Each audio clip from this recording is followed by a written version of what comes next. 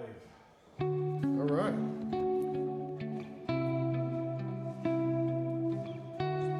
How's it going, everybody? Todd Medina, Soulogy Network. We're here at the Soul Convergence in Sedona. We're doing a collaboration with Awake TV Network and Vibrational Empowerment Network. The next 4 hours, we're going to bring everything we can to you. Some healing, some activation, some conversations, some music, some improvisational stuff as well. We've got some friends here. Please share this among your pages and to your groups. This can be found, you can watch where it's being originated from at Vibrational Empowerment Network Facebook page. And that's in the body of all the text that where I've shared it to the different pages. So welcome everybody. We welcome your comments. We welcome your energy. And most of all, welcome to the front line of the apocalypse, the great revealing, because that's what's happening. That's what's happening right now. We're real excited to be here. Like everything else we do, we just do it in the spontaneous, intuitive, creative, and imaginative, and depending on what we're doing or talking about, courageous.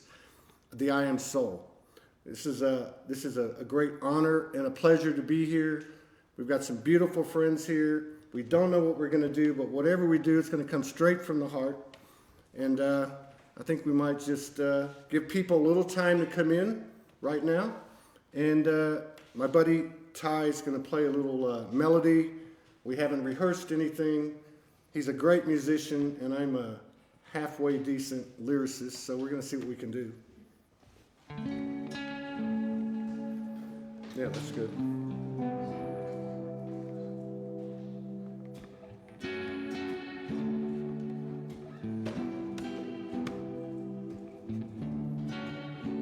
Okay. This one's called Tightrope. It's what I call a soul speak.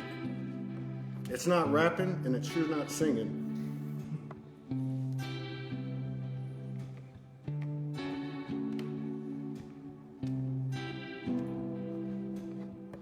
I found the 0 point. It ain't no tightrope. It's miles and miles wide.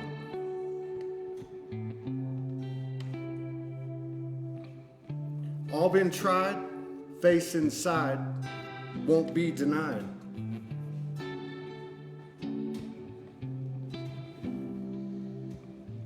Soul fire is burning, now hope's turning, past believing to knowing. And hope just marks the ground between faith and doubt.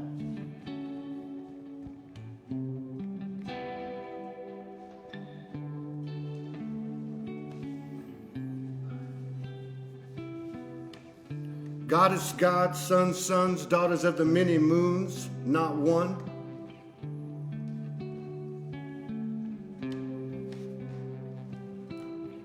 I'm loving myself, I'm finding my way, and I'm finding my power.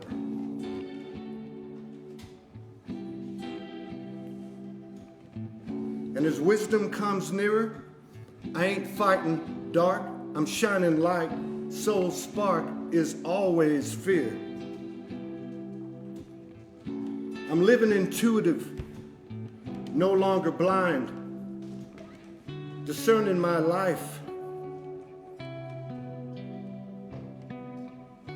I'm running to my fears.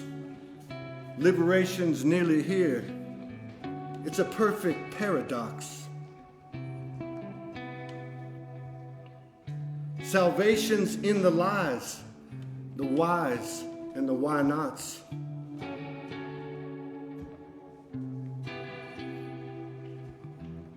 Death conquered demons, lay down in love.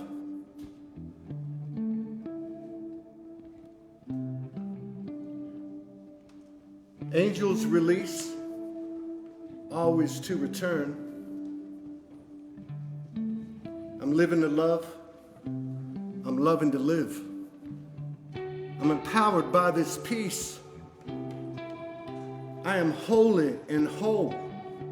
Hallowed be my name. I am soul.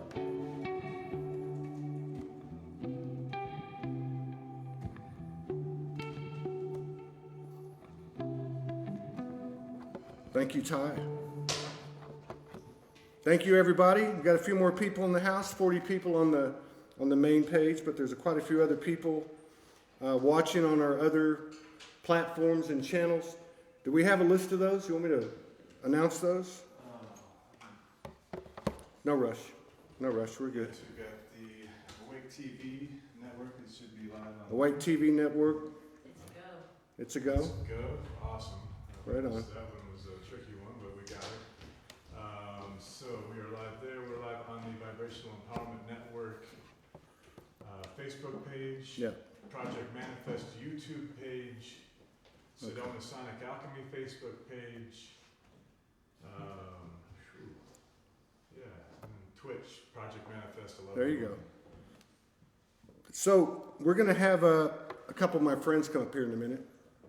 If you guys are going to come up first, or one of you want to come. I met these gentlemen 2 years ago as I was heading out of town. And when they talk about synchronicities, this is as about as synchronistic as you can get. Yeah, we actually met in this building. That's right. That's true. That's right. And I made it here 5 minutes before it started then, and 10 minutes before this. We were about 5 minutes late. Yeah. Yeah, it's amazing how we keep retracing our steps. Yeah. Right? I mean, it really is. Up and up the spiral, yeah. Yeah. It's like you come around and the energy's just a little bit more enhanced. Ty's been in Sedona for 6 years? Yes, sir. Yeah. And these gentlemen have, along with some other collaborators, an office building, what would you call it? Oh, we call it a Sound and Energy Healing Center. Yeah, Sound and Energy Healing Center.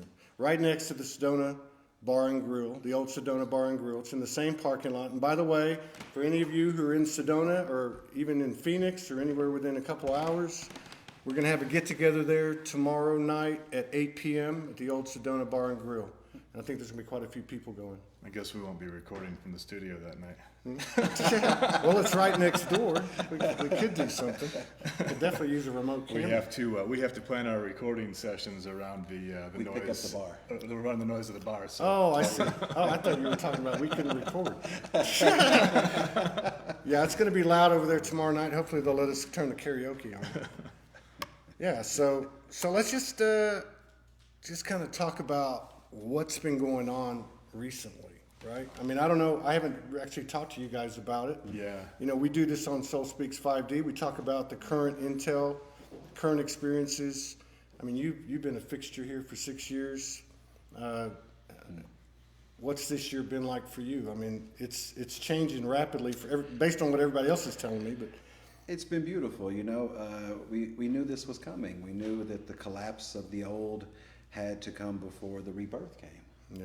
So the new energy starts in January. So I've been telling people about this summer for like 2 years. You know, like it was going to be interesting. Are you surprised by what's happening? No, No? no. Better end than me. I'm a little surprised, but I'm taking it one step at a time. So. Yeah, but you're a classic example of what it's all about, right? Like, I'm coming up here today with my wife, and my car blows up. Mm-hmm. And I look at this, but I mean, this is kind of what's happening to me energetically for everybody. And what I'm getting at is it's an opportunity for expansion, for alchemic transformation. Yeah. So what I was saying is you've been an event coordinator, producer, musician, DJ. You've been involved in really music, spiritual for many, many years. Yeah. And so you had your whole year planned out, all your events, which were all localized, and then the quarantine came and you had to cancel everything. Yeah. But you transformed, you converted the setback into a comeback, and now you're. Yeah, it's hard to think about it, but you look at it from the start to the start of when this all went down to where it is now, and I think a lot of us are in this position to where we can look at this as a gift. Yeah. It gave us a lot of space. I had events planned all around the world throughout the course of the year, and everything had to cancel. Basically all of our sessions at the studio canceled. All the different events, all the travel.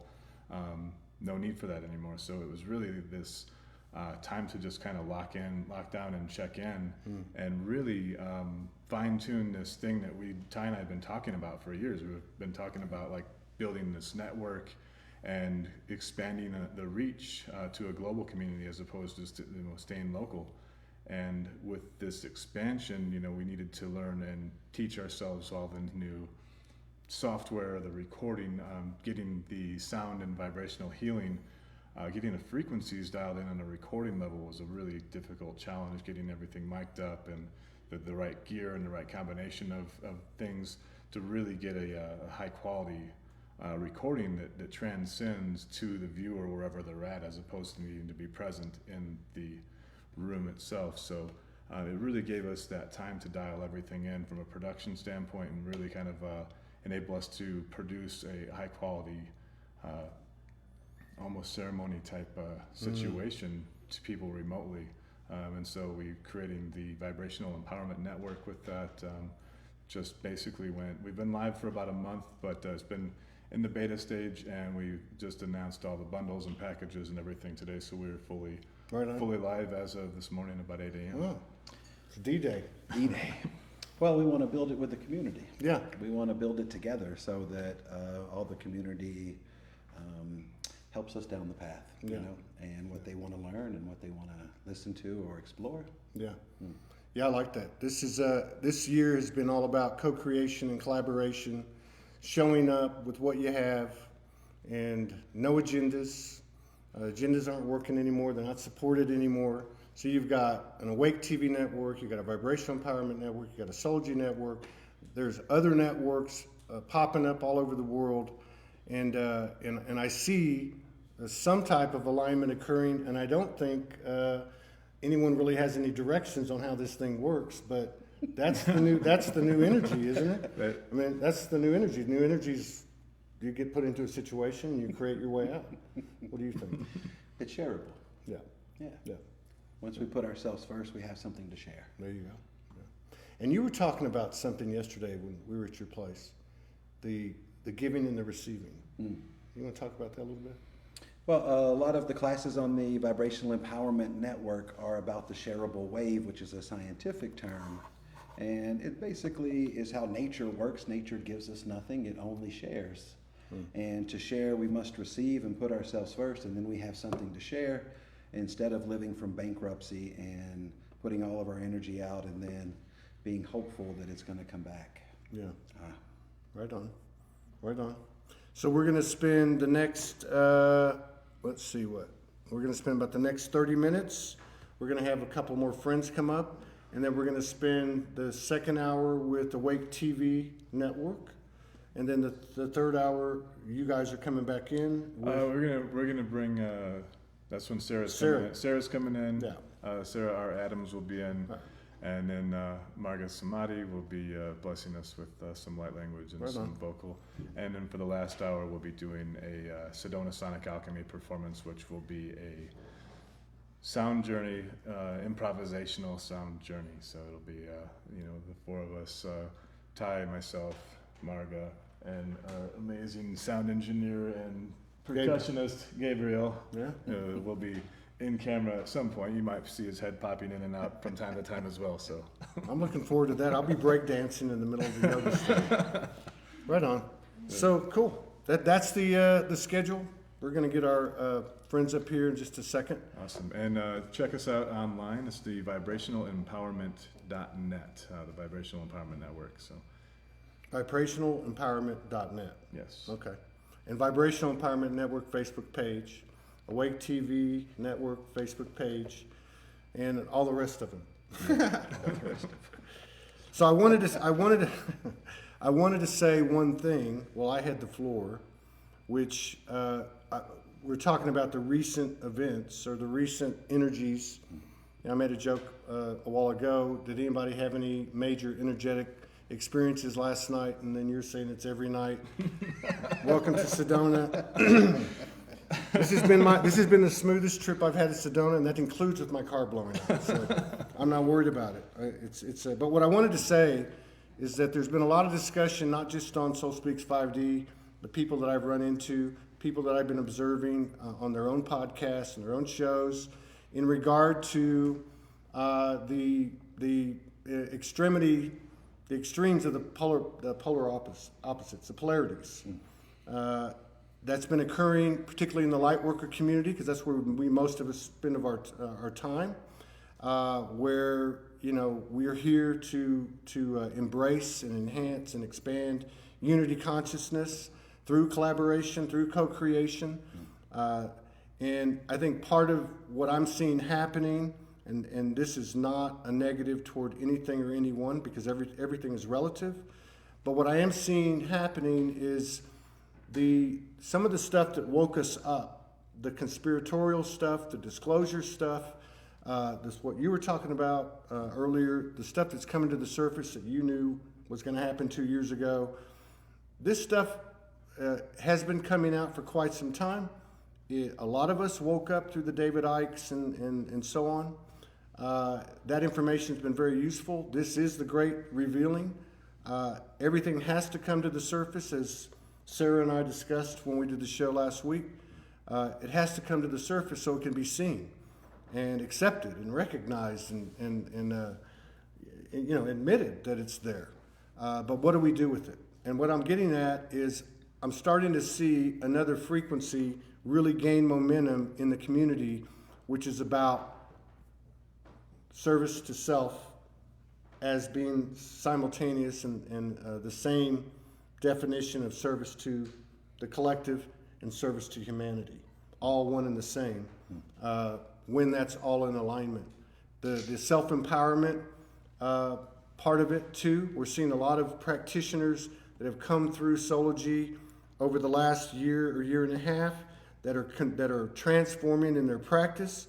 They're starting to evolve their modalities, pick up new modalities, drop old modalities, and the focus being on the self-empowerment. They're showing people, they're opening the door for people, because we're moving into a frequency, or we're in a frequency or an energy now where everybody does it for themselves. I don't think the universe is going to let any of us off the hook there. We're all valiant souls. We all chose to come here. We probably had some misgivings from time to time, and we wanted to get out of here, but we're here now for the long run, and I don't want to go.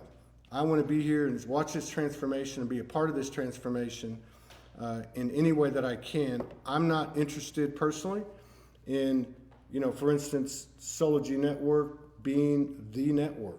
I don't think that what we're all getting into is going to look anything like we've seen in the old business paradigm. I think it's going to be a cooperative, a collaboration, and an ongoing 5D expansion that takes on elements and frequencies or combinations of frequencies that we've never seen before. So if it's been done before, it's probably not going to be utilized. And this is the beauty of what's happening. We've spent a lot of time on the shadow work and the inner work, and it's important. The zero pointing, it's all important. But there's also a universal energy out there that's supporting expansion. It's supporting creativity. It's supporting new initiatives, new ways of thinking. It's not charged. As you were talking about the charge yesterday, there's not a charge to it. It's coming from neutrality. It's coming from a 0 point. It's coming from service to self and equally service to the collective and to humanity. And it's gaining steam. And I'm seeing a lot more people talking about that and a lot less discussion on what's wrong. Okay? I think we all have heard enough. This is my opinion. Let me just make that clear. But I think we've heard enough. We know, to use the old 3D terminology, we know what's wrong. We know what's going on out there. And how can we change this? And I think we're all starting to understand and embody that if we change ourselves, that's the highest and most efficient way we can serve the collective humanity and ourselves, is by, elevating and bringing ourselves into a higher trajectory of alignment each and every day, moment by moment. And it's happening. And it's exciting. And I'm really happy to be here, and I'm anxious to see not just tonight, but where we go from here, because the sky's the limit. Absolutely. You might have a neighbor. You might have a neighbor soon. Nice. You never know. But yeah. You're welcome in Slow Donut anytime. Yeah. Well, this is my 5th or 6th time here, and the first 5, I think this is the 6th time. The first 5 were just peppered with interdimensional, dimensional, apparitional experiences, craziness, And dragons. Anubis, dragons, interdimensional shaman at the stupa, just so many different things. But it's a powerful, powerful place, and I feel like there's a strong calling here. There's an amazing number of people that are actually coming here from out of state and out of town this last couple of weeks of the month. Yeah. Every time I open up social media, I see 2 or 3 more people coming in. I know about 3 or 4 people that rolled in last night. It's a soul convergence, one might say. That's right. I like that name, by the way. Soul Convergence. Anything that has soul in it, I like. Yeah. So we're going to bring a couple of friends up here. Huh? We bring Marga up real quick. And Yes, absolutely. Who? Marga? Yes, Yeah. Okay. Cool. bring her. All right, Marga. Yes. Yes, absolutely. Cool. And then that way she can get out. And come We back just, for her. there's no rush, there's no order either. There's nothing sequential about this. We just do what we gotta do. How you doing? I'm so good. How are you? What's happening? Hey. They put us up here together? I know. Let's see what's going to happen from. Are you gonna do light language? Probably not now. We're going to do it after. Oh, you're gonna do the light language afterwards. Yeah, are you from Sedona? No, I'm from France. I live here though. You're from France? Wow. Parlez-vous français, right? Oui. Yeah, that's it. That's all I know. So, yeah. So how long have you been in Sedona? This is my 2nd year. Oh, yeah. Yeah. Yeah, I left France in 2012 and started traveling the world and landed up in Sedona. And You don't even have an accent. it's there when I'm tired. Oh, Yeah. that's just like my Texan accent.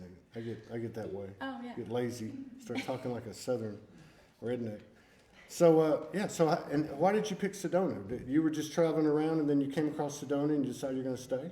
Well, you probably know about it. Sedona calls you from far away. Mm-hmm. Yeah, so I came here from my way to Costa Rica. I was driving my van back then, and Sedona was really, really strongly calling my name Wow. and my essence. And I think we're all converging together, soul convergence. And Sedona is such a magical place that she knows who is supposed to be here at this moment. And our energy is creating this beautiful portal for the whole collective. Right. And so when she calls you, she calls you. You cannot deny Sedona call. And she can call you from very far away. I was in India and she called me all the way back. Wow, you have been all over the world. Pretty much. So are you going to stick here, you think? I am here, yeah. I Yeah. still travel a lot and sharing my medicine around the world. But for here, it's now, it's here, it's needed. Yeah. And we get to work together, and by being together, we really create such impact. Yeah. Yeah. So are you a practitioner? Mm-hmm. What kind of energy work do you do? Multi-dimensional work. Oh yeah, you got a multi-dimensional toolkit, right? It's right there. I have a studio here called Sedona Energy and Sound Healing. So it's energy and sound healing, and I work with light language, Okay. galactic activations. I have this beautiful program called Awaken Light Body Program. And it's a program to awaken the light within yourself, working with sacred geometry, diamond shape, the Merkaba, the flower of life. And it's mostly here to awaken star seeds and light workers to their fullest potential, Yeah. being an awakening guide and coach. Yeah. And I'm here to really, really empower all of us to finally awaken to our gifts so we can truly start doing the work. Yeah. So it's pretty much anything that needs to be done. How long have you been doing this? My whole life. You have. Yeah, I And was there- activated light language when I was 8. Is that right? And you're what, like 19? Yeah. Okay. So it's 11 years you've been doing. I like this compliment. So eight years old, was it like running in your family or anything, or did you just start doing light language? What were your parents It's doing? definitely not in the family. I mean, it is. Were your parents like looking at you going, what are you doing? They probably did at first. Yeah. I was lucky that I had a very encouraging family. I was not in France. You don't talk about spirituality. It's really taboo. So that's Really? kind of why I left Wow. back then. And Yeah. so it was speaking light language was considered as demonic, and I was not allowed to speak it outside of the home. And so that's kind of why I started traveling around the world to start meeting my star family Wow. and realizing I'm not the only one speaking this language. Right. And that we all do. It's all inside. Yes, yes. Yeah, I think there's a lot more people speaking light language than That we know. I think there's millions. There's you know, it's, and I've talked to a lot of people on the show that were doing it 10 years ago and, you know, 15 years ago, and they're amazed at how many people are doing it. I mean, it's what do you think light language is? Yeah, it's the light within yourself. Yeah. It's the connection to the light, to the universal light. And so when we speak the light language, we are in complete channel of God, universe. Yeah. And so it's your own individual frequency that you speak. Yeah. And it takes to really reprogram the mental state to the heart state. And so when we think with the head light language, it's not, the channel's not going to go through. When we really open the heart, then we are just channel. Yeah. We are just light. And so we all speak that language, but it takes practice. Yeah. It's like playing a guitar. I'm not going to get the guitar and just start playing like Jimi Hendrix right away, right? I need to learn every chord, how it sounds, and then I start creating my melody. And so light language is a practice. Every day you sit with yourself, you let any sound come out. However it is perfect. There's no more judgment of the three-dimensional mind, right? It is the full acceptance of self. Yeah. And if you start doing that, your life really starts evolving in perfect harmony because you realize the freedom of yourself. And the more you channel light language, the more you heal within yourself and outside of yourself because you channel light in and put it out. Yeah. And so you are a constant conduit of light. And so everything and everyone around you is healed by that light, Yeah. which is the universal light, which is your light and my light, and it's all that one light. Yeah. The you, me, we, and it. Yeah. Right? Yeah. That's far out. Yeah. Very cool. Yeah. Yeah, we're going to hear that a little bit later when we play the I music. think it's at 7:30. We Yeah. have a 15-minute kind of light language activation. Cool. Yeah. That'll be very interesting. Absolutely. Well, cool. It's a Beautiful. pleasure meeting you. Such a pleasure to meet you too. Looking Thank forward you for to being here. Absolutely. Absolutely. I wouldn't miss it for the world. Yeah. No, of course not. The next time I'll be hitchhiking on the way up here. Though. Don't worry, I'll universe get got your back. I know it got does. your I back. saw when it happened. I was just like, I'm not worried about it. Yeah. In fact, I had a premonition, and then I told my wife, and she goes, "Well, I had one too." I'm like, "Why didn't you tell me?" Oh. We would have been, but yeah, it could have been worse. Could have been worse. Could have happened halfway between here and Arkansas, Yeah. because there's a lot of middle of nowheres between here and Arkansas. Right. In between. So this is very cool. Now, are you in the building with Jade and Ty? I am not. Okay, no. I didn't know. I do come there often. Yeah. But I am not Okay. based there. So No. you Yeah. like to. I have my own private space. I like to work Yeah. in my own container. Yeah, I got you. Yeah, Yeah. all right, very cool. Beautiful. I look forward to the light language. Yes. I love the explanation because it's like it is from the heart. You can't have your head in it. It's a lot like other creative, expressions. Totally. Like It's freestyling. a free flow. Yeah, You're being. yeah. And the mind will speak in the background. Yeah, When you speak light Yeah. language, the mind will keep on speaking. What are you saying? This is ridiculous. You just said the same phrase, the same sound. No, it doesn't work. But the Yeah. more you keep on talking, you're reprogramming yourself every Yeah. single time. it's a spiritual confidence. Exactly. The first time I ever did anything like light language was in Sedona. The first time I came, and I was in Village of Oak Creek, and I borrowed a friend's car, and I was coming up to Sedona to meet a friend, Shakina Rose, at the chocolate tree, whatever it's called. And as I was coming up 179, looking at all the structures, I just started going off. Yeah. But nobody was with me, so that was easy. Then when you try to do it with someone present, it's a little bit different. But you're right. It's a total surrender, letting go, take the mind out of it, Yeah. like other creative expressions. Totally. Really. Yeah, and self-acceptance, compassion, patience. Yeah. Start on your own in your room every day, right? Until you feel confident. And maybe you might not feel confident, but you push your boundaries. You get out of your comfort zone, and that will really show you that you are capable. You never know when you're going to run into somebody and have a conversation in light Exactly. language. The night I met Jade, which was the last night I was in Sedona, the first time I came, was his first night here. And we went to the place that we're going to be having the meetup tomorrow, Sedona Bar and Grill. And we were with a friend of ours, Shakara Tosh, and she does kind of a melody. She does different types of star language. So we were sitting there talking, and she started doing this kind of jazzy light language thing, right? Really cool.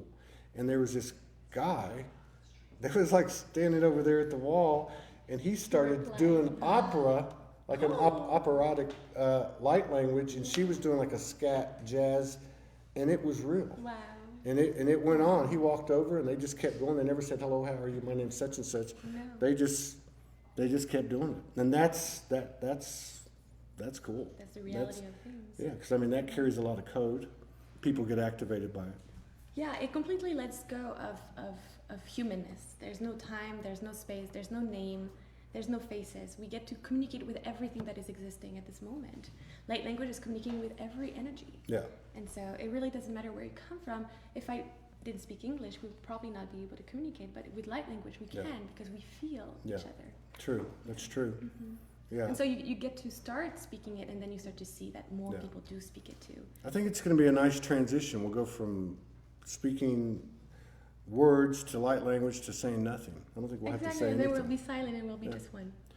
So I've got two friends over here Beautiful. that are going to be moving here permanently to Sedona, William and Kalina, and they both are active practitioners. I've had them on the show, and the last time, right in the middle of the conversation, William started doing light language, and I understood what he was saying. And so that's the kind of thing that happens. My wife does it. She doesn't do it publicly, but whenever she does it, I understand what she's saying. Totally.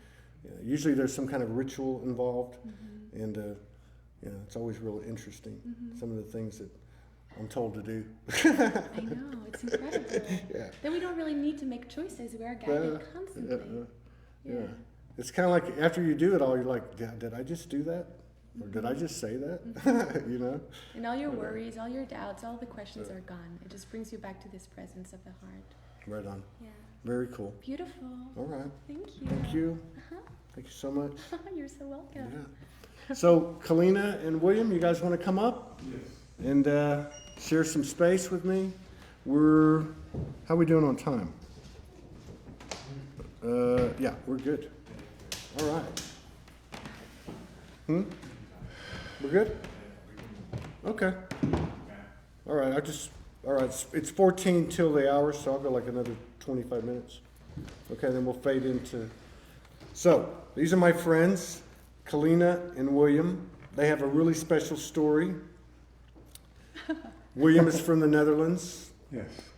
and Kalina is from the States.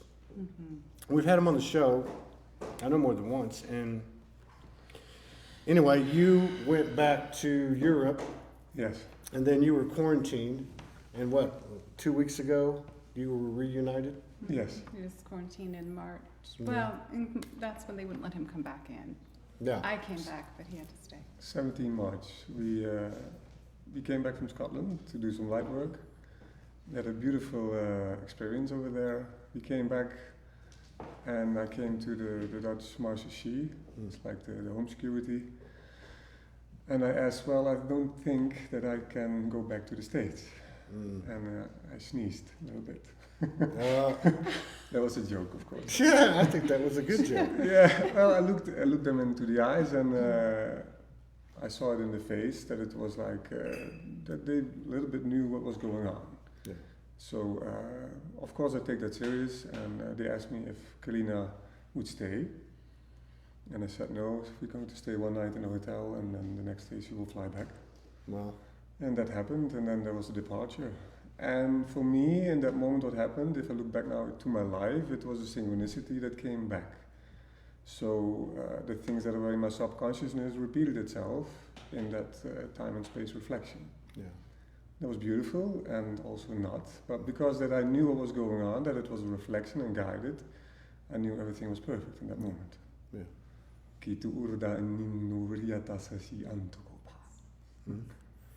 Are y'all going to start whispering sweet nothings into each other's ear? Do I need to leave? Todd. Get a hotel. Get a room. Get a room. No, I'm We kidding. always turn you on, don't we? So, yeah, and so obviously you met online, right? You met, Oh, yeah. yeah. Oh. He found me. Well, that's how my wife and I met. I stalked my wife too. It's So I the told her. energy thing. Yeah, absolutely. And these types of stories are happening all over the world now. And it's not necessarily, I mean, we have couples, friends of ours that are in the divine union, that are same-sex couples. This is an energy that's starting to really take hold Yeah. around the world in a kind of a under the radar way. And I know you guys have had some deep experiences. I know that because we've talked about it. Was it difficult when he was over there? No, No, you handled it well, didn't you? it was very good. Yeah. It was, I had my own You had a space. little more trouble with it, didn't you? Well, I know you accepted it, but you're human. Did it? in one way I was free, Yeah. and I felt very strong, but I still was in confusion what I felt in my projections, Yeah. especially in my past experiences as a man. That's a different Yeah. way of experience to reach in that way enlightenment, because in that way I didn't know what I felt, and still Yeah. I'm searching for that. So the projections on, for me especially, other ladies was confusing for me, and also in the reflection that came back to figure out or to see or to Yeah. observe more what was being reflected. And even today in this moment it's happening. Wow. You were a brave man. That's all I can say. Well, thanks. Yeah. But Yeah. that's the thing. Everything's on the surface, right? And Everything. Oh, it's all coming up. Everything's put out on the table. Yeah. I mean, there's. to say about that a little bit about our connection, I had a beautiful lady, an ex of mine, and I had a very intense experience with her in our relationship, and we separated. And then after that, she married with a man with the last name Molnar. Yeah. And when I saw Kalina's last name Molnar, I was like, hey, what's going on? So The universe winked at you. Yeah.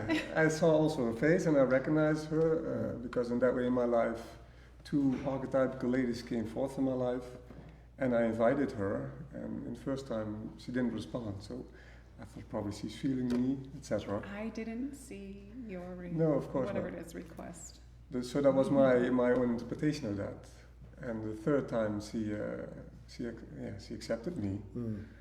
and then she asked me like, you have an interesting middle name, and that was Sananda Mm. Kumara in that way. Yeah, and we connected, and then it started flowing. And she invited me also guided to come to the States. Mhm. Well, I drew him. You're bold. I drew him.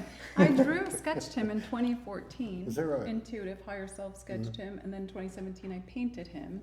Wow. And then when he friended me in 2019, and I looked at his picture closely the next day, I was like, oh my God, that's my drawing and my painting. That's I when put you his- knew you were screwed. That's when I put it next to him. I was like, uh-oh. It's like, oh So when no. you guys were apart, did you connect etherically? Mm-hmm. Did you do it when you were both conscious of it, intending to, or was it done like?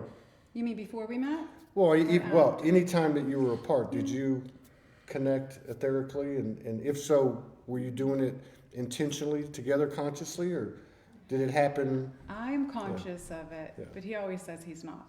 Yes. So it's different Yeah, for us. But I can consciously like take myself right to him yeah, and just be right next to him. But he just knows if I'm there, he can feel my energy. yeah. Same as, I felt his energy since I was 14.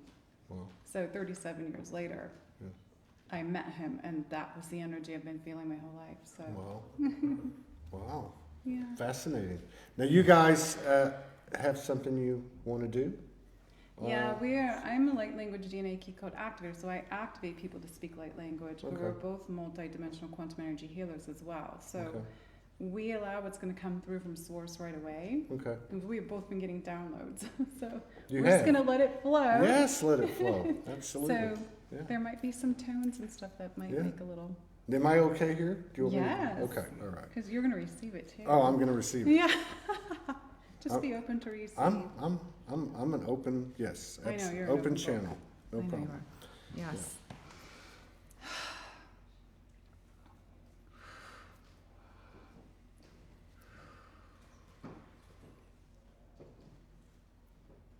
Open hearts. Atiana korosonto poshunda marikin diana sos. Naitans. I'm actually feeling people with solar plexus stuff who are listening already. Itano korosonto nashi sintanoya hanumiane.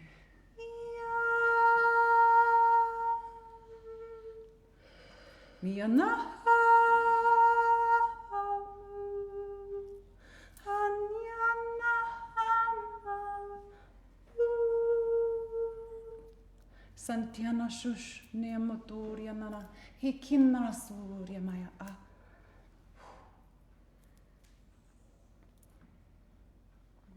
Niana niana niana niana niana niana niana niana. How niana niana niana niana. How namoy. Soturia nana niana. Yana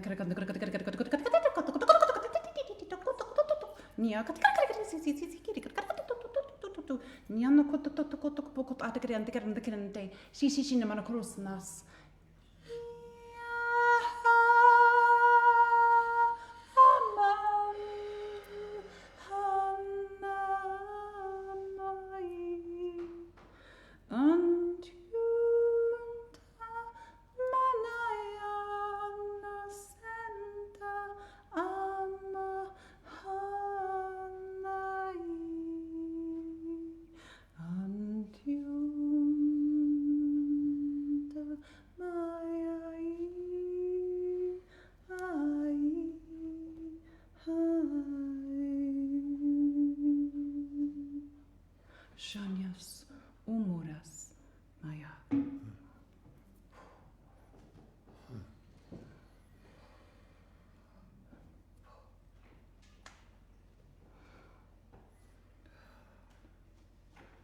Tiaturin yanuri tatashin, tiatugur dakai sianta. Yanur dakati sumpu upaati, ininur yanti shantaka.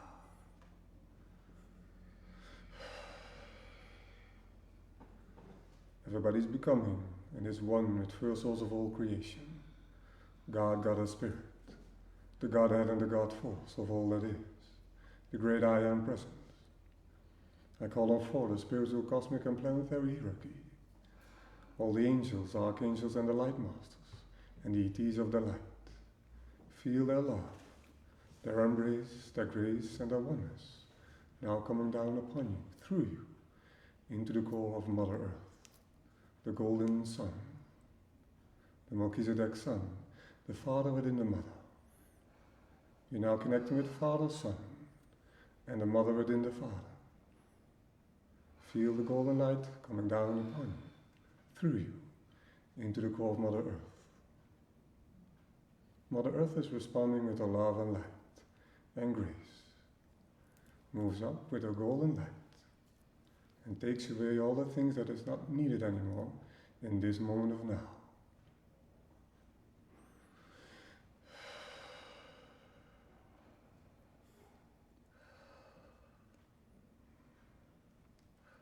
I'm asking the Divine Father and the Divine Mother to open our hearts. More light, more light, more light. Light expand, light expand, light expand. Light I am, light I am, light I am. Kiaturian tishin takati atu urian naninda uria takasashin. Uri tindurian tishin tukuta apai ayur dukususuntata. Aishunuri hinnatu ain takata.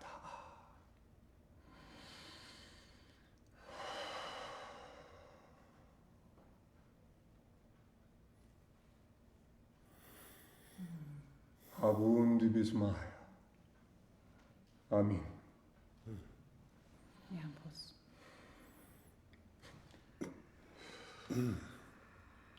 Titiuri atasanti yotu uriani anuri atakatasi shinku paati. Ninurianintu sutapatai anuri ataka ishintu urinti aninaka. Blessings to all.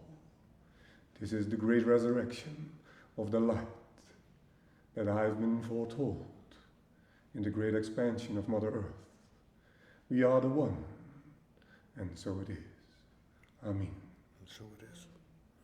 Tiamos. Wow.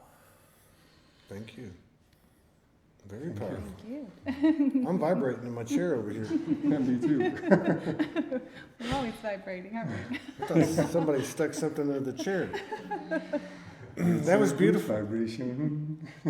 I'm so happy that we were able to connect, and you both were kind enough to share your energy with us. And so Thank you. this is be the first of many times, I'm sure, and Morgan will be, Yeah, we'll see. she'll be with us tomorrow. Yeah, we'll see her. And we'll see you guys here because I already know that you're going to be here. Yeah, it's possible. I see it. Anything's possible. You got to stay open. That's another rule of the road I think we're all learning. The minute you throw an absolute down with the universe will have a nice little experience for you. Yeah. You got to stay open to all aspects, right? That's right. Especially in this time. Yeah, absolutely. And so let me just ask you a couple more questions before I let you go. But so when you guys met, like what you just did right now, this collaboration, merging the energies, I don't have to ask this question, but I'm going to ask it just for the clarity. You didn't rehearse any of this.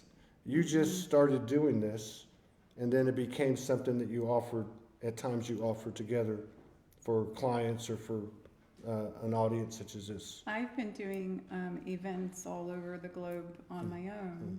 I do Sisters of the Rose priestess initiations and activations and all kinds of things, hold divine feminine gatherings. And when I met William, I knew right away, within just a few days, that we were supposed to be doing stuff together. And then I got the download, and I asked him, and I remember he started crying, because I asked him if he wanted to come and do an event in Shasta with me. And I ended up going to Netherlands first for Sisters of the Rose event I was doing there, and he joined me there. So we've been doing it ever since. Wow. Yeah, and it's all been guided through spirit, and for me in my life, spirit spoke through many people in that way. Yeah. So in that way, when Kalina and I connected, and that was immediately actually a direct connection through spirit, what I really realized in that moment. So my ego in that moment was completely gone. I could not say and think anymore, even my own feelings in that moment, I could not feel them in that moment. Only one thing was left, and is surrender. Yeah. Acceptance completely. Yeah. And the time where we are now being in is also my vision that I had when I was 3 years old. And it's the activation of the light body, the expansion and of the light. Wow.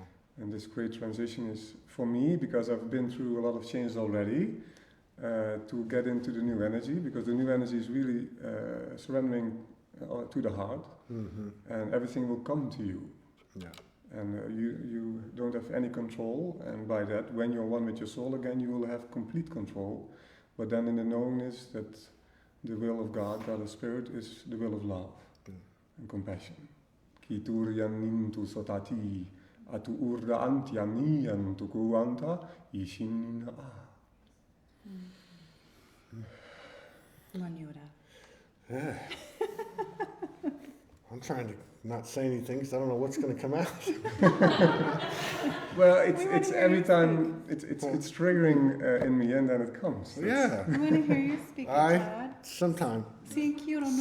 Sometime. Not today. No. Maybe today. Maybe I always today. put you on the but spot. not- Contonia, man. but we'll see. We'll see.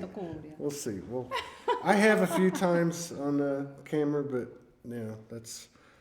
Yeah. Mama Ita. And sometimes with Morgan, yeah. You just get possessed and start doing stuff. I remember the first time I think the first time I actually did it, we were in Hawaii, and she was, I don't know, I was just told, go do this. I don't do healing. Is that when we passed? Huh? We passed in Sedona, and then we passed in Hawaii. Is that when Did you we did it? pass in Hawaii? Yeah, I think by one day we passed in Is that Hawaii. right? I didn't know that. think Yeah, it was there. We were there in 2019. But Yeah. but it's like she was saying, that it just comes over you and you just know what to do. I was supposed to like run my hands up and down and say a bunch of stuff, Yeah. and you know. We just let it flow. Yeah. I'm into the freestyling stuff, but Yeah, that's I like the also stuff that surrendering. rhymes, you know. Yeah, that's surrendering also, you know. Conscious rap stuff. That's my I light just language. rap. That's my light language. Yeah. It's the it's the language of the new earth, though. I got to download it. I was just interviewed about that, and what they said is it is the language of the new earth. Yeah. So the more people we can activate, I've activated thousands of people, so the more people we can activate just by doing things like this, the better. Yeah. Yeah, it's a physical representation of the energetics. Yeah, you know, I mean, it's the real Deal. contagion, right? Yeah. It's the real. I was going to say virus, but I'll say antivirus.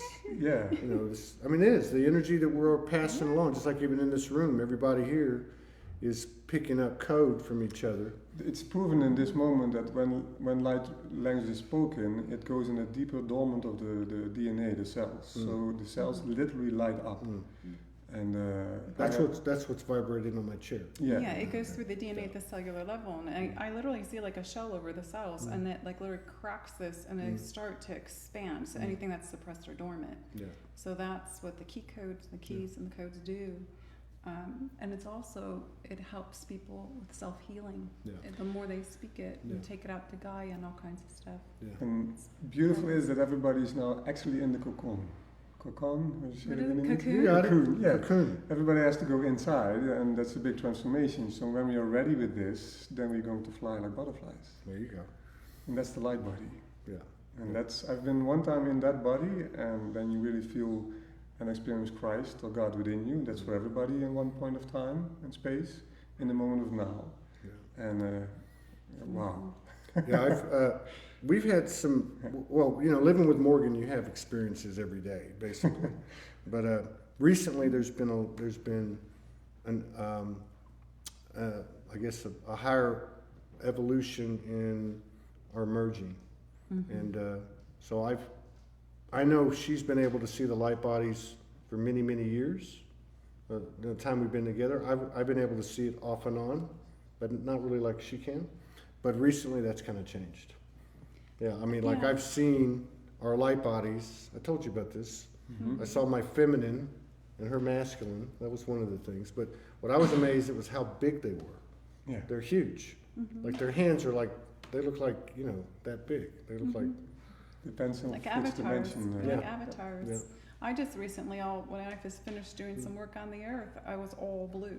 Yeah. I had no human form. It was all just light, blue light, and I was like, oh, this is a new one. so you're an ET as well. As Of Morgan. course, we're all ETs. Morgan tells me last night, I think I'm an alien. I said, no, I tell everybody, you're an ET. I'm married to an ET. Ultra terrestrials. Ultra terrestrial is the new Above one. ET. Ultra, there you go. It's like the modern Bewitched, you know? Sure. You know what I mean? It's like Yeah, it's a we don't need room. multi-dimensional galactic partner. We don't need rooms, we need Merkabah. That's right.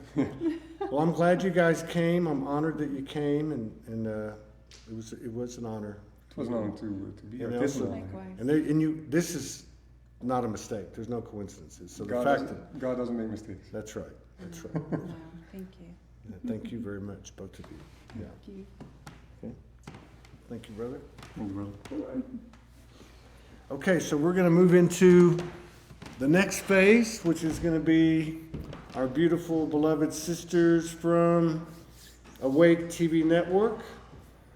They are part of a really exciting network that's just getting some ground.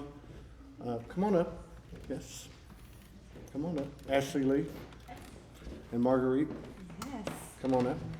excellent. It's a pleasure to have you all here. It is a pleasure to be here. Thank you for everything and your hospitality and everything. It is our ultimate pleasure. So you guys are part of Awake TV Network, Yes. and which is composed of a lot of different shows, right? There's over 1,600 TV shows that are in our library. 1,600. Yes. So these are like archives. Yes. So they're like archives. ongoing shows. Correct. You Correct. have how many shows? Oh, They're like there's numerous shows in all different realities Yeah. of all different international hosts from around the world, Yeah. bringing in their specialties, their creative, from metaphysical to health and wellness to environmentalism to parenting. And so there are live shows, and then they are archived into the library of resources and tools, all under the conscious media program of raising the vibration of Yeah, our I've checked it out. It's pretty substantial. It is, and it's growing. It's Yeah. growing exponentially. Yeah. talk about expansion. Yeah, it's strong, Yes. no doubt about it. And then you both have a show on the network, right? We do right now. Yes. Mine is a collaboration with another healer called Leap of Consciousness. Mhm. And we are writing a book and have several different avenues in which we share with our world out here about how we have consciousness challenges, also known as integrity problems, all kinds of problems that we see in our lives. And we have the opportunity to resolve them in the moment, Yeah. really bringing the energy to that 0 point right there. And then the opportunity from that is to embody an empowered state of being. So, well, I'm not going to forget you. Oh, 'cause I didn't wanna- think you would. But I got to hit her on this because this is good. Yes. So you're talking about addressing something when it occurs, When it occurs, rather than letting it like the old way. conscious awareness in the moment. So can you give me an example, like a just Well, there's lots of examples, right? So I help children and families with conscious relating or energetic relating, and in that energetic relating, there's the concept of me and you, and if me is having a bad time with you, then that energy between, that real estate in between, gets discordant or challenged. And in that challenge, how would we like to rectify that? How would we like to support that so that we come back to our true state, our true nature of love, and then express from that space Wow. instead of the space of conflict? So you're dealing with the space in between these two individuals. Yeah, or Which an is- individual and groups, Okay, or groups okay. to the individual. Right. However, who's who in the zoo and how it's passed around. Wow. And you're a nurse. I'm a too. nurse So and this is transformed to a pediatric energy healer. Wow. Well, I always was one. Have you ever heard that name used by anyone else? Who? Pediatric energy healer. Not yet. There you go. There So you you're- go. So you're breaking the mold. I'm breaking them all. There you go. Yeah. And now your show. What's your show about? My show is called Conscious Global Leadership. Okay. And That's right. Yes. Yes. And so this is bringing awareness into the invitation to cultivate new opportunities inside of corporations, organizations, the business world Yeah. of creating new realities. Wow. Because we're rebuilding, right? Yeah. We're rebuilding, just as you shared from the beginning. We know that there's a new paradigm. That's right. And in that new paradigm, inside of that exists company. Let's call it company, Yeah. business. And so how are we navigating this Yeah. new space? That's a very good question because right. every time, and like even talking to Jade and other people, and even with the several different initiatives we've had at Soulogy, it's like if you can't structure it, you can't control it, you can't have a 5-year plan. You can't. I mean, it's like any of that stuff gets applied, it just crumbles. Which we're seeing, right? That's right. And so as you shared, and I love that you opened up with that, we know that. Mm-hmm. Okay. And we'll park that. Yeah. We'll put it right here. Yeah. And we get to invite in new modalities. Yeah. We get to create from where? From here. Mm-hmm.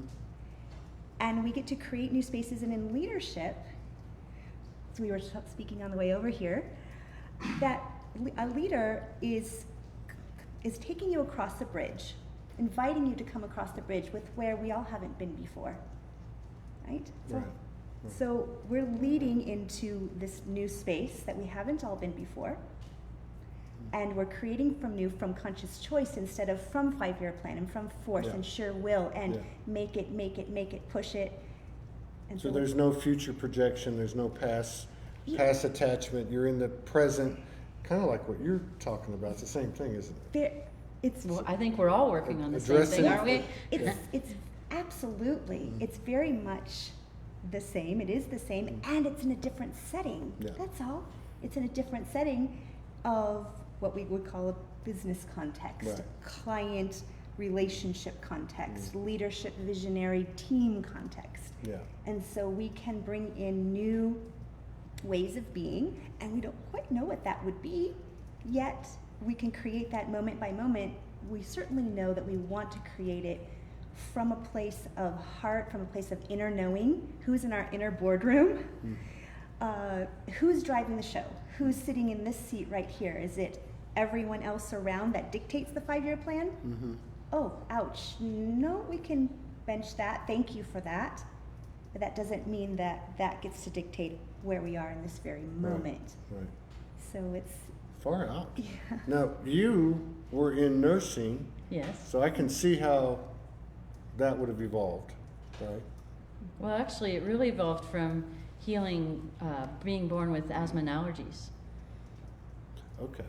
And So self-healing? self-healing. Well, I had some support from a nurse friend who knew how to remediate allergies through a chiropractic energetic process. And I literally felt it leave my body without doing really any of the inner work, quite honestly. Wow. And it physically left my body and I walked into present time. And then all of a sudden, all of practitioners, people, events, resources started coming into my vision and the process and inviting me in. How long ago was this? 10 years ago. So you had a kind of a manipulation, alignment, Yes. chiropractic type of alignment, Yes. Reiki Uh, / Reiki something. Advanced Allergy Therapeutics, a process where it sends digital signatures to your body. You muscle test through it. the touch of the practitioner. Yeah, well, through a computer. The body reads digital information. Okay. And so when you send the electronic signature of grass and the practitioner muscle tests to determine whether your body's weak or not. So Then they use it. everything has a signature, just like we all have a signature, soul Everything. signature. They've been able to capture that. In a then computerized program. They communicate that to the body, Correct. and then the body. And then, Let you know. a chiropractor Yeah. taps on your back, Okay. and most allergens were found to be based inside the autonomic nervous system from a physical aspect Which is in the spine. in the spine. Yeah. So you tap on the spine and it disconnects the allergy or the inflammatory process. Now, are you doing this full time now? Are you out of the old? I'm also in the cardiovascular ICU in the Children's Hospital in Okay, San so Diego. you're still walking in both worlds. Walking in both Well, worlds. You're Bridging both worlds. bridging both worlds. Yes. Far out. And how about you? Have you worked with? Are you starting to work with companies? Is- So I've worked with companies, I worked inside of companies for a little over 25 years. So was able to, I'm bringing forth that with which was amazing playground and study field of the human condition. So that 25 plus years now brings me forward to working with in my own creations. They're not my own, they're all of our creations. So I am actually bringing forward conscious global leadership in my own creations and then inside of Awake TV Network. Okay, and that's the thing about Awake TV. It seems like that there's you're kind of bleeding over into each other. You're merging with each other, almost like a flower of life thing, right? Like, so is it some of the principles that you're espousing are occurring in Awake TV Network's organization? You absolutely shared it. Yes, what we are literally doing just recently, which is extremely exciting, is that we are literally branching open, wide open, cracking heart space, cracking wide open, to developing these new branches of Awake TV that are conscious global leadership, that are branch of, we just named it today, right? We did. Yes. The heart of the children. Right. And what this is doing is it's bringing all of this conversation, all of these conversations that we've already had weaving into the support of the child and family, the support of a team inside of what an audience that we have inside of a team, inside of a company, the hundreds of thousands of people that we have an audience inside of that to grow something different, to shape shift into a new conscious reality and to guide that and to provide supportive programs and modalities inside of this. Yeah, I was watching a video, and it was a doctor, and the doctor was talking about, obviously he was talking about COVID, and what he was saying was it was going on in a particular country. I think it was Australia, Victoria, and he was basically saying that certain decisions weren't being made through a process that's utilized in the medical community, which I had never heard of. So if I'm a doctor and I have a serious situation happen with a patient, their practice is to go talk to 6 or 7 of their colleagues and throw everything on the table and kind of use, by consensus, come up with the best plan. Yes. And I thought, wow, that's really cool. I didn't know doctors did that, you know? So if I look at what you're doing and what you're talking about, and I think, because I had a history in the corporate world, and, you know, and there's either myself or who I worked for or who worked for me had a certain amount of autonomy where they called the shots. And this is a different kind of situation. This is a situation, I mean, is that what to you a 5D business looks like? Is where there's a lot of discussion, like think tank type discussion? Absolutely. And deepening that just a titch. But yes, absolutely. And in corporate, we've had what we call team. Yet, I believe the reality of that is that there's still a lot of congestion inside of the self that doesn't allow for authentic communication, authentic connection with trust, authenticity inside of team. Right. So those constructs are there. We can fling around those terms, yet this is, as you shared, a collaboration in consensus. Yeah.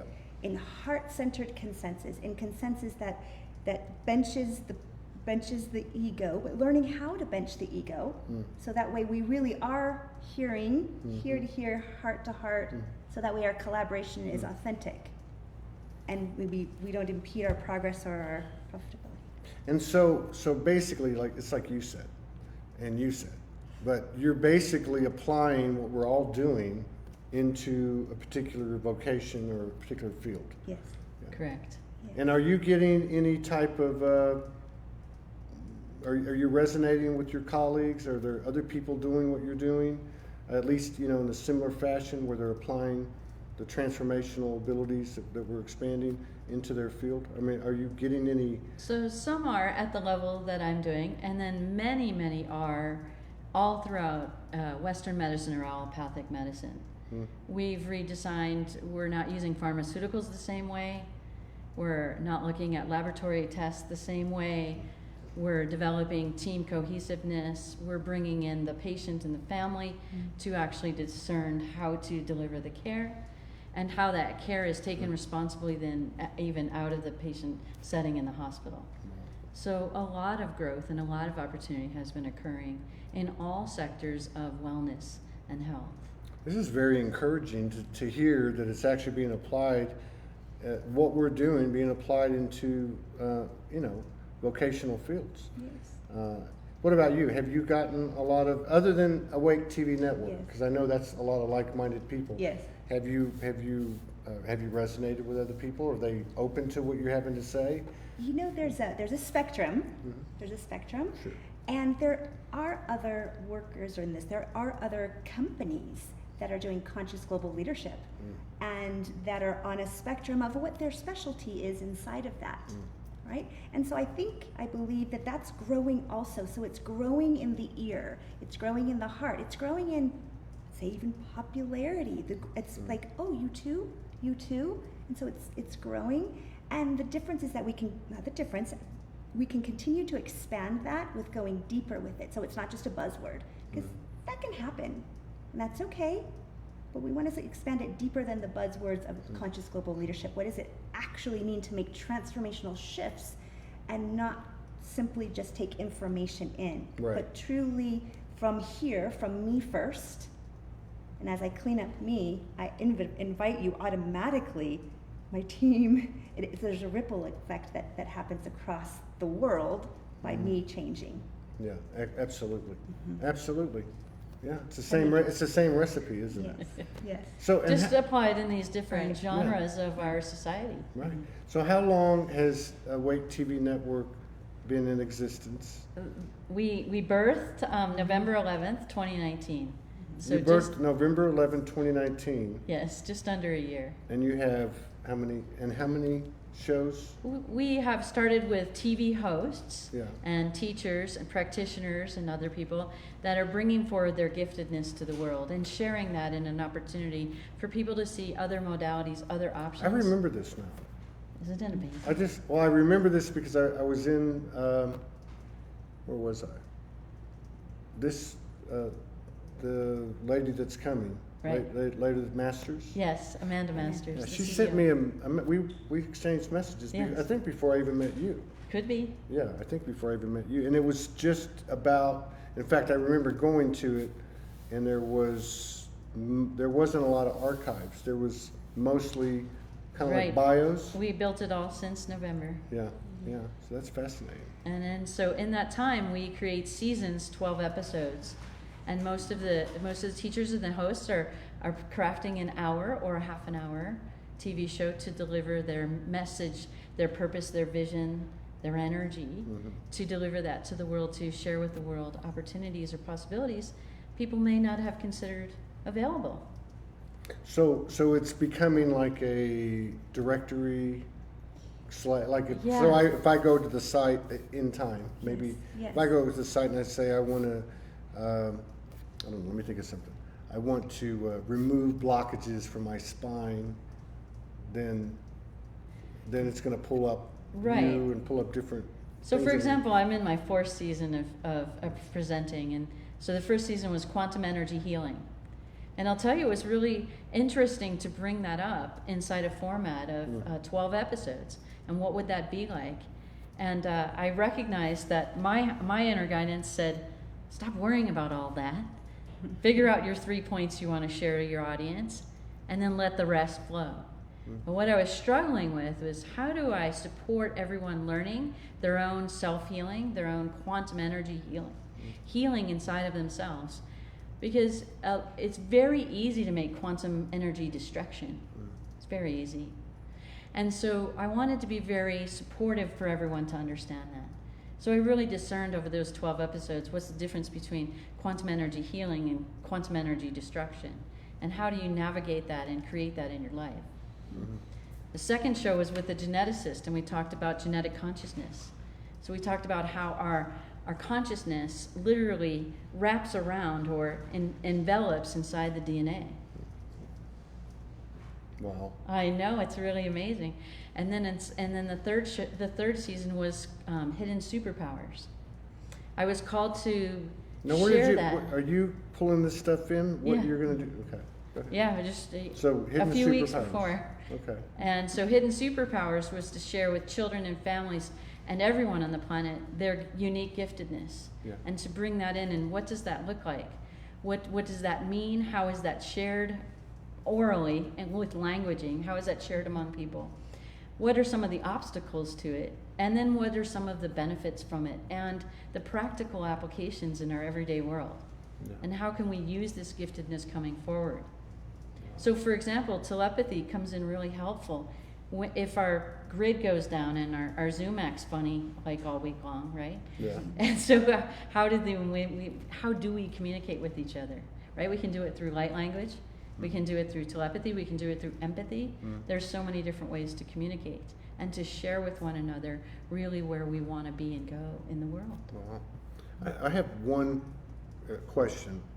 When it comes to what they call the placebo effect, that's always fascinated me. Because I Yes. know everybody's experienced that, maybe not in a medical situation, but where they've had no constraints, no resistance,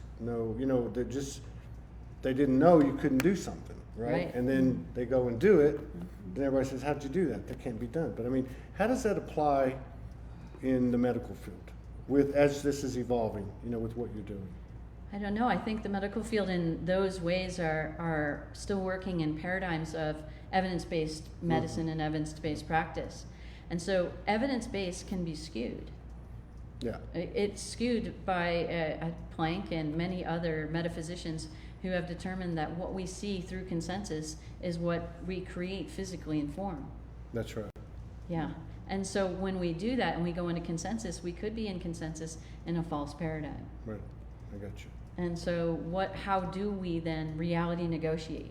How do we share together, coming into that consensus to create that outcome or that situation we're wanting to manifest? This is getting interesting. So, and now in regard to what you're doing, what do you, would there be training?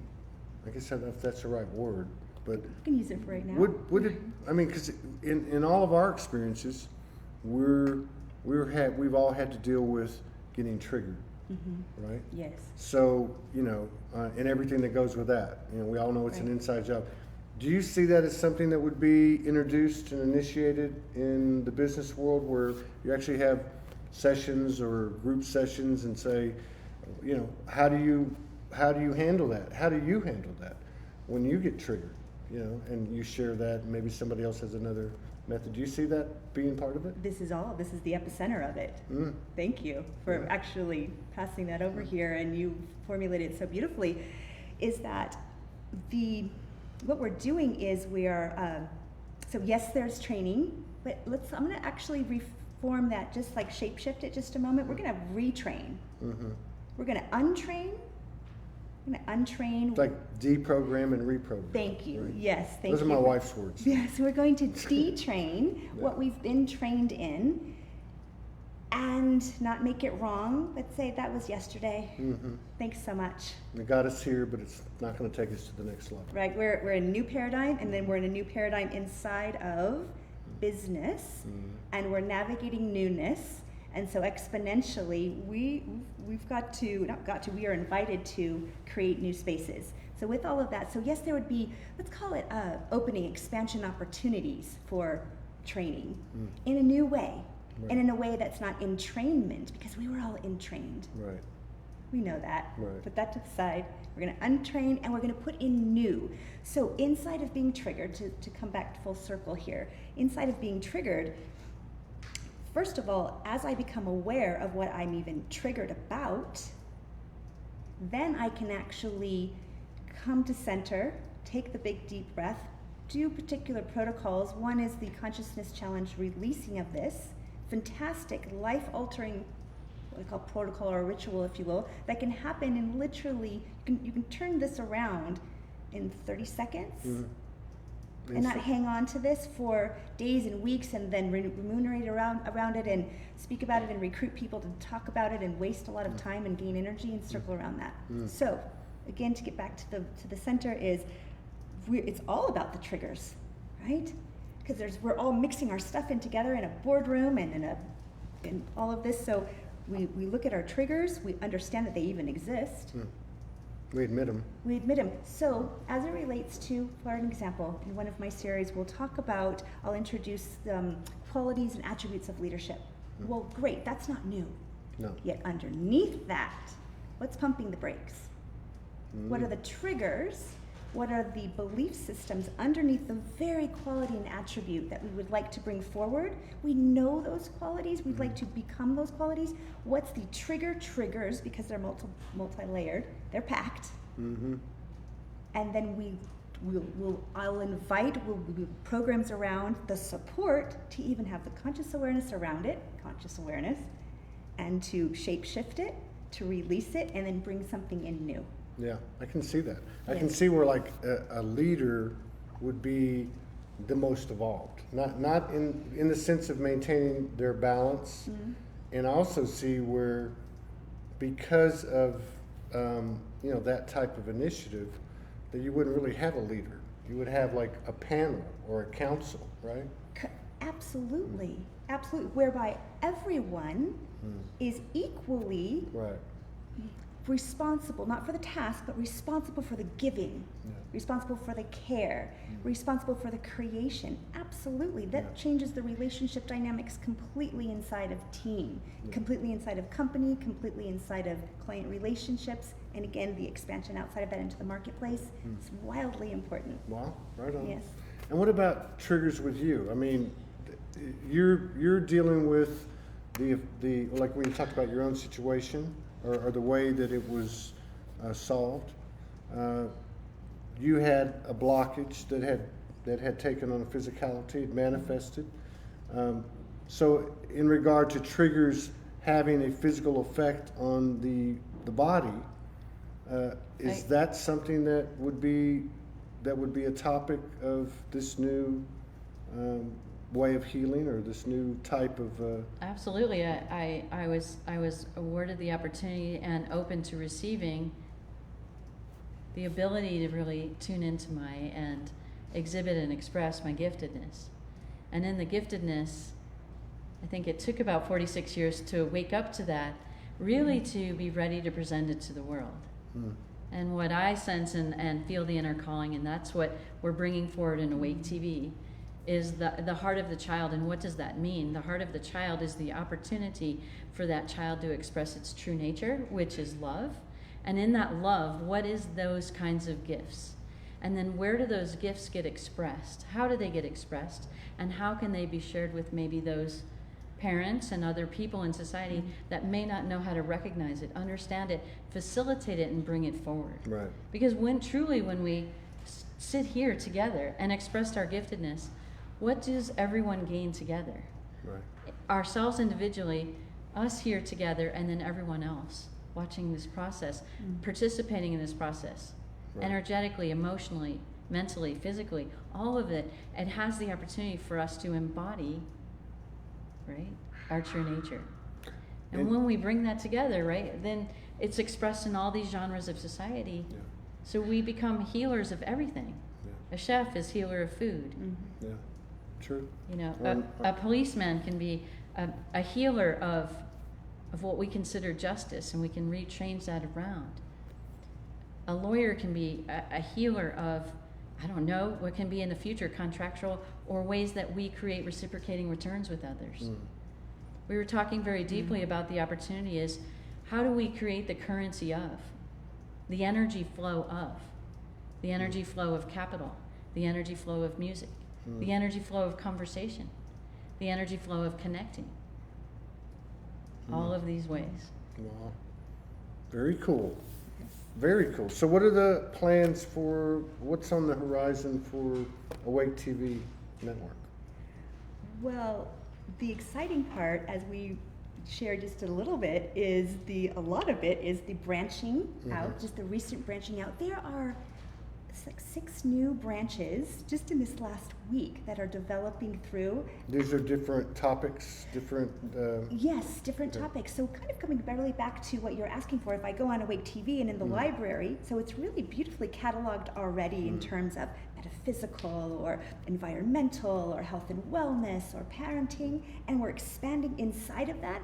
Now we're growing to, let's say, branches, if you will, and then we're going to create more support inside of these branches. Right. Okay, that are deeper offerings for the retraining. That makes sense. Online events, master classes, Yes. unity convergences.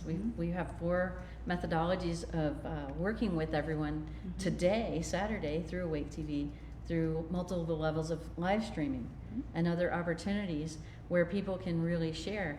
And even when you're watching from afar, all across the globe, through the media, actually we all contribute to one another, Right.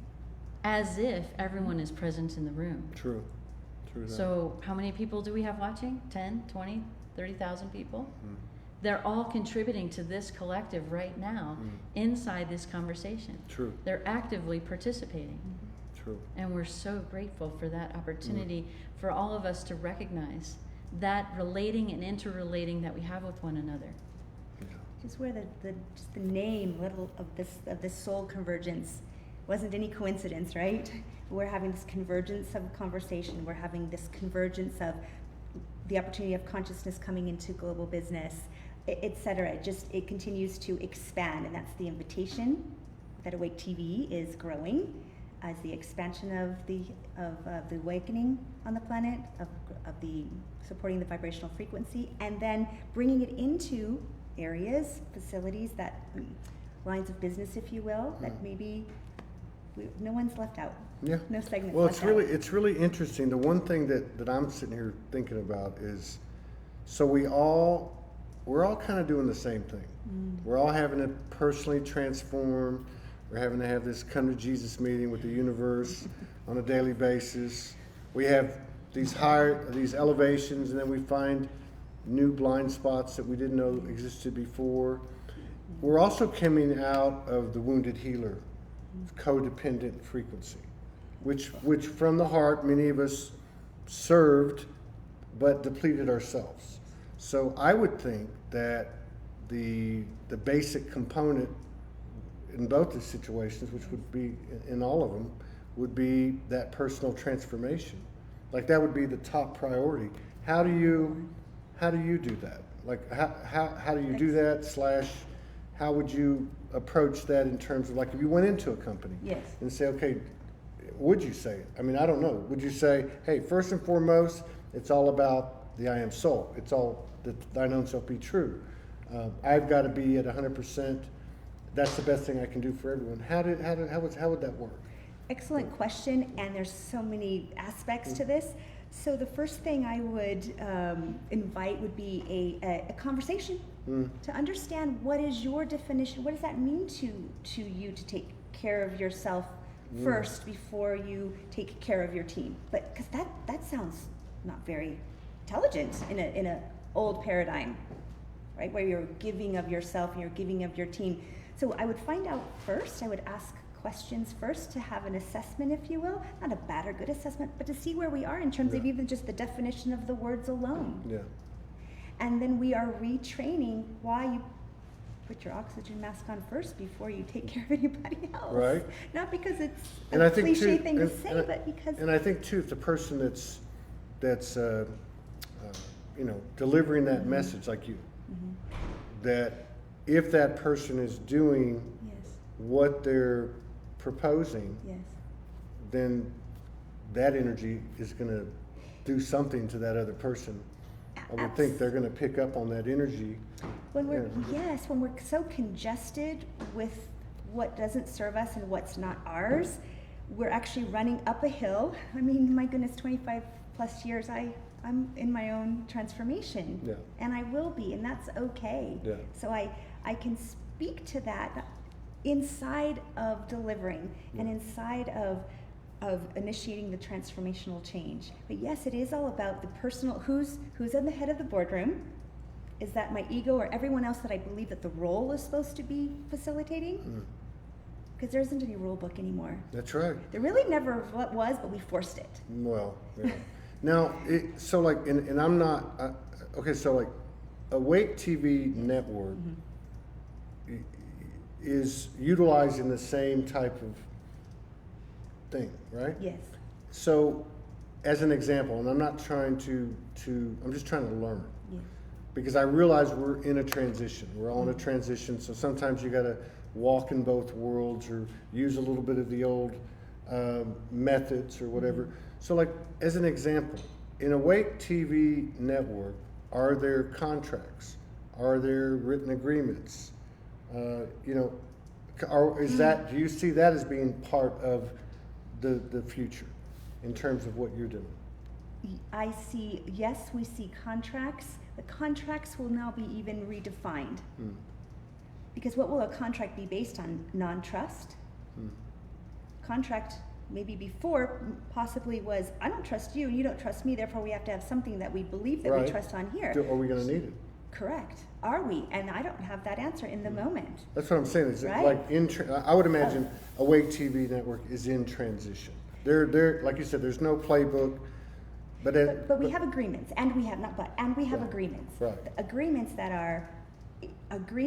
are binding because they are met in the soul space yes. of what I'd like to I get contribute. that. I get that. Like for instance, somebody comes in, and it's important that because you have a slot, say at 7 o'clock on Fridays, and they say, "I'll take that slot." It's important that they come every Friday, It is important. right? So that's not a not trusting thing. That's just There's a sequence that yeah. happened here with this, or with what all you brought together. There's a sequence that happens, and as I honor your space, then I uphold an honored positioning in that.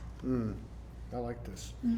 This is very interesting. Now, in terms of what you're doing, I got to ask you about the kids. I know I asked you about it before, Yes. but even in regard to Awake TV Network, I mean, these kids that are coming in Yes, they are. are absolutely lit.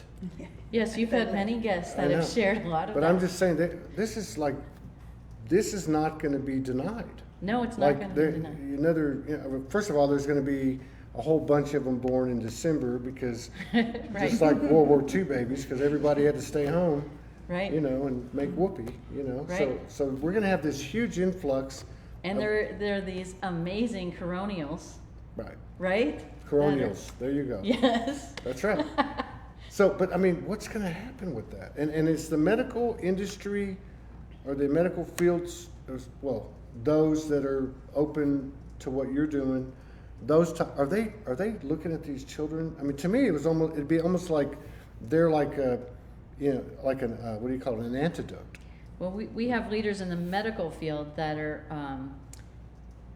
are still struggling with understanding what it means.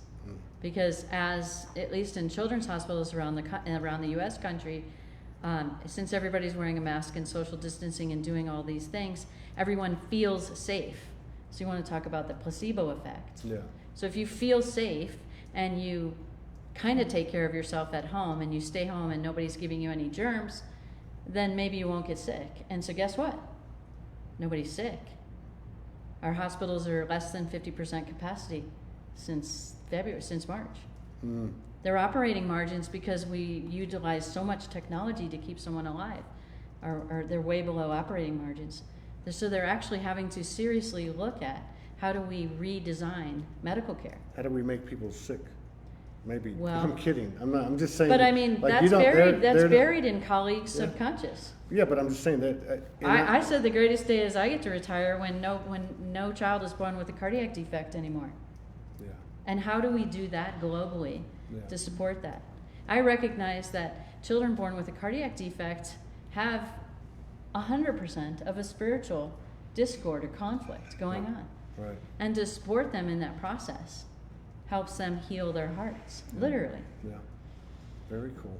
And so in that process, where I'm focusing a lot of my work is, I agree with you, that the new children that are coming in with a complete and 100% awareness of non-separation. Yeah. We don't know what that looks like. They'll be like tuning forks. You just bring them into the room and everybody gets healed, right? Right. You know, So they don't there's a- have to eradicate all the past Yeah. misgivings and woundings we have experienced. But the really beautiful thing that I've noticed as adults and parents and stewards and way showers for the children is that we've walked this walk. Yeah. We've done this transition. Yeah. We are moving through this transition on such high levels.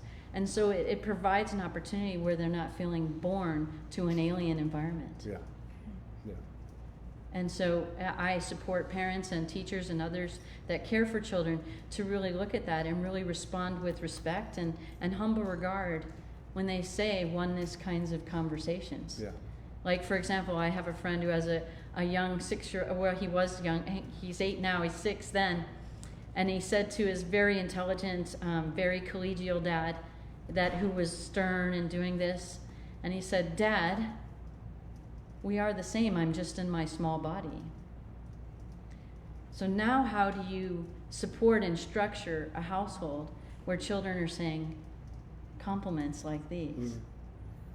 Like they're having a voice is more than having a voice. Like even being part of that council. Right. You know? I mean, they're actually. So how do we raise children? How do we structure children? I am so excited in a lot of ways that school has been brought to the home, Yeah. and we can have an opportunity to reorganize Yeah. ourselves and reorganize and move away from suppression and obedience, Yeah. and move into understanding compassion and release ourselves from this concept of tolerance, Yeah. and move into the surrender, move into acceptance, move into understanding, move into maybe other people have different perceptions, different understandings. We don't have to be subjected to the same sort of rhetoric that we've created for ourselves over the last few hundred years. You're a bit passionate. A about bit. this. It's amazing. So, It's but you know exciting. what's amazing though is that it's so funny how the universe works, because there may have been certain ill intentions with quarantine, with COVID, whatever, but it's actually supported us energetically. So Yes. like in this example with the hospital, because I read a little bit about that. And seen a couple of videos where they're like, in Australia, they were saying, hey, nobody's coming to the hospital. Right. You know, and so is it that they're scared to because they're going to Right. give them a test that they don't know if it's reliable? Well, and in adult hospitals, we don't even allow any family members. That's right. I mean, in the pediatric hospitals, we allow parents to come in. But you know, it's like, yeah, I mean, but yes. I mean, it's like you're going to the asylum. So And it's, so yeah, so it's whatever not an the, environment for yeah. healing. Yeah, so whatever the literal reason is, the bottom line is energetically, it's crumbling. It is. It's, okay, so then. We're gonna what you redefine it. said, yeah, and what you said about the homeschooling.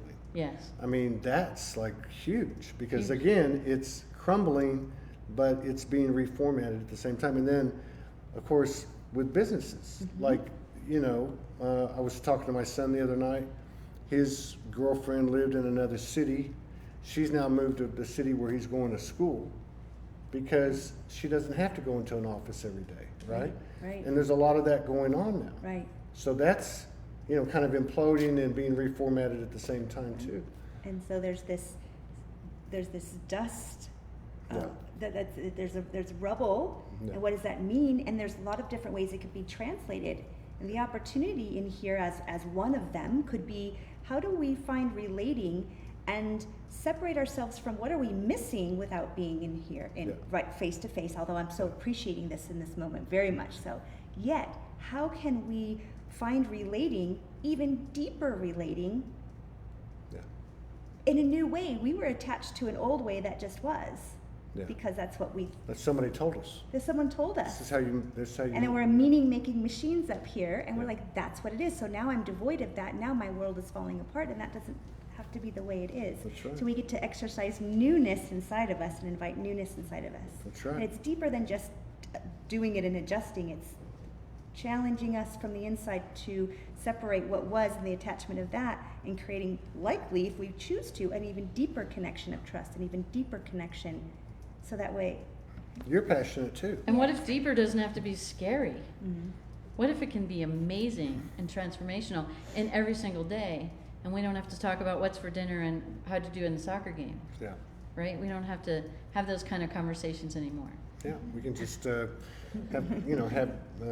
playtime with the fairies and go ride the unicorns because the only reason they're not here is because we were told they're not here or they're not real. I mean, it's all the same thing. That's why I was asking about the placebo effect. Yes. So, yeah, excellent. You're very passionate. You're very passionate. I can't wait to meet the rest of the crew. they're coming. They're here. So we're hoping to put something together Friday or Saturday or Sunday, in typical Jade and Todd style, Todd's style. It's going to be last minute, but we've got our next guest coming on. Sarah R. Adams just walked in the door. We had a great show. It was our last show before we hit the road. I got a lot of feedback on it. It was a great pleasure talking to her. So I'm looking forward to seeing what she's got to say today. And thank you so much for coming in. Thank you, Todd. so Thank you much. for being a part Thank of this. you. Absolutely. Thank you. Yes, Okay. thank you. Yeah. Thank you very much. Take the stage, and just a second. I'll just stick around for a second, say a quick hello. I'm going to let you have this middle chair, right?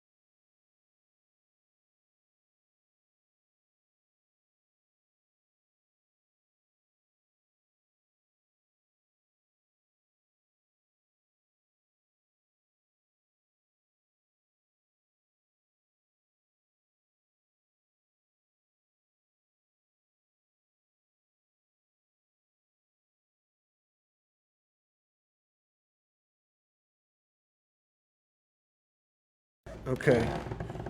We're live? Yep. Okay, welcome back, everybody.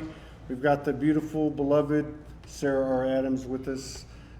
We had the luxury, and you can't make these things up. I mean, so you were the last show that we did at Soulogy before we hit the road. And then you're living here, and I'm coming to collaborate with Jade, and the next thing you know, we're on stage again, which is great. So you can't make that up. But we had a really great show. This would have been, what, this past Tuesday? So if anybody hasn't seen it, I'd highly recommend it. You can find it on our Facebook pages. You can find it on SoulogyOneStudios channel. I don't know if you've uploaded it, but it's really worth watching. It's a really good conversation. Not because I'm in it, but you know. And I'm just going to kind of go back through a couple things. I discovered you in my journey probably in 2015. I saw probably, I don't know, 10 or 12 different things you were involved with. Again, there was a wealth of experience, a lot of different subjects covered. You're an ultra sensitive, multi-dimensional skills and abilities that have been nurtured and expanded. As we all know, we have all that, but you know, we're all at different levels. But you have such a wealth of experience. I really was excited to talk about you. Talk to you about some of these subjects. Mm-hmm. And I know at the end of the show that you said the next time we get together, you wanted to talk about something. Do you remember what it was? You know, this morning I kind of had in my head what I wanted to speak about, and then because I'm constantly like speaking to ETs and speaking to angels and different beings. And so I had it kind of set what I wanted to talk about. And then they came to me this morning and they said, listen, you need to speak about a different subject. This always happens to me, so. Is it okay to tell us what you wanted to talk about? I wanted to speak about just, you know, channeling, to continue on the subject of channeling the energies from, like here in Sedona, there's the 7 rays that are held in this area, and we can connect to that and we can channel it to the different cities around the world, like New York City, Chicago, different cities that have low frequencies, to channel the light and to bring the frequency back in those cities because they're void of light. Right. So we can use that to lift up the planet. So I'm very passionate about this. So are the ETs. So are. So is this what you wanted to talk about? Yes. And they said no. And then they said, listen. This morning they said to me, we want to connect you directly again to the spirits. So this planet is created up of multiple spirits. The mountain ranges are different spirits. So are the ocean. She's a different spirit from a different dimension. And all these spirits create this planet. And they said to me, just listen to this. And I could feel the entire planet. And they said, the reason that the ocean she's sad, she's sick, because she doesn't feel loved. The skies don't feel loved, and it's like a bad relationship. And we need to return to love and send the different spirits love. Otherwise, what's going to happen is creating such an imbalance. Wow. And love is the 5th element that controls the 4 elements. And love is the epitome of God's source, the divine itself, which tells the elements to calm and to be in symphony rather than chaos. I like this. So in other words, like in layman's terms, let's just say we spend time appealing directly to the God, the goddess, source, and what you're saying is, and what you're passionate about, and what the ETs are passionate about is what composes the whole thing. These elements that compose the earth, our planet, our home, are all comprised of different spirits, like nature beings, like nature spirits, the wind, the ocean, the clouds, the sky, and to go direct with them, as opposed to the way we were taught. Exactly, yeah. And that these spirits feel and they react in the ocean. She needs us to gather around it and chant, and on the shores of the ocean, and tell her, like, send the love to her, because she will respond to that in a positive way and heal. She's like a broken woman in a way. She's a very divine energy that needs that to heal. And when I first got to Sedona, Arizona, I went to Airport Plaza, and it's sort of around Plaza, and I was up there, and the Great Spirits came to me and they said that we're having so many issues on this planet because man has forgot his spirit, and he has forgotten the world of the spirits, and that he is spirit above this physical body. Yeah, that's interesting you mentioned that place, because I don't usually do like grid work and ceremony. You know, there would be like personal transformation ceremonies maybe over the years, but I went to that place, and I was with a friend, and I was told, get out of the car, jump out of the car, and up on that area you were talking about, and I saw ritual abuse and a bunch of stuff that went on there. And then I was told to do this ceremony. But it was a very powerful experience. And then they told me to go at the top of Airport Rock in the middle of the summer, find some water. I had found this rock that it was a child's face was painted on it. Mm-hmm. They said, go up to the top and find some water and bathe it in the water. So I go all the way to the top. There was one little puddle like that. It was an amazing experience. But that's a powerful place over there, isn't it?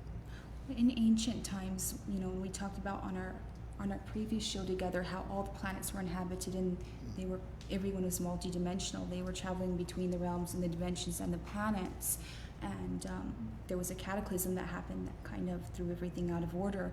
So originally, you know, everyone was connected to the planets that they lived on, and they would bless the planets. So there were no deserts. Everything, when a planet is higher in frequency, it's very fertile. Mm-hmm. In Egypt, you know, I visited Egypt before COVID, and there was no deserts there originally. There was no deserts on these planets, or on this planet.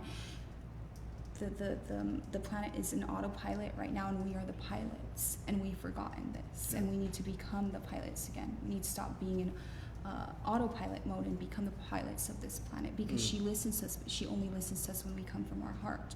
And so originally these groups would gather on these different planets, and they would bless the planets, and they would speak to the planets just like you would speak to somebody that you deeply love and care for. And the planets would respond, and the spirits would respond, nature would respond, everything would respond. There was a beautiful kind of sharing among them. And they would make sure that the planet's frequency was up. And we have some ancient technology, by the way, on this planet, left from this ancient civilization. So within us, we have crystals. These crystals are connected to the crystals in the earth. There's crystals in the moon and crystals in each planet. And this crystalline structure, this crystal structure would pass light and then transmute mass amounts of information via it. And that's why the pyramids, they're very crystalline. Mm-hmm. So the pyramids, there's pyramids on each planet, and there's temples on each planet. Yeah. And so we have the temple in Venus, which I spent a lot of time on, and that's connected to the heart. Saturn is connected to time and reality, and we spoke a little bit about that. So we have these different temples, and we need to start gathering in circles again, and each planet is a projector. So when we project to it, it mirrors back 1,000 times back to us. So if we want to change our physical reality on this planet, which the elite who have fallen into, because they're very lost souls, they have fallen away from the light, away from the divine. If you want to change the timelines, what you have to do is you have to sit in the circles like they did in ancient times. You focus on Saturn. Saturn projects time and reality, and you send you open your heart, and then you send the projection you want of good timelines, and the Saturn will project that conscious quantum creation. Yes, right. And if you want to open the hearts of everyone on this planet more and heal the heart chakra of this planet, you do the same thing to Venus. Far out. Now, you said something really interesting on the show.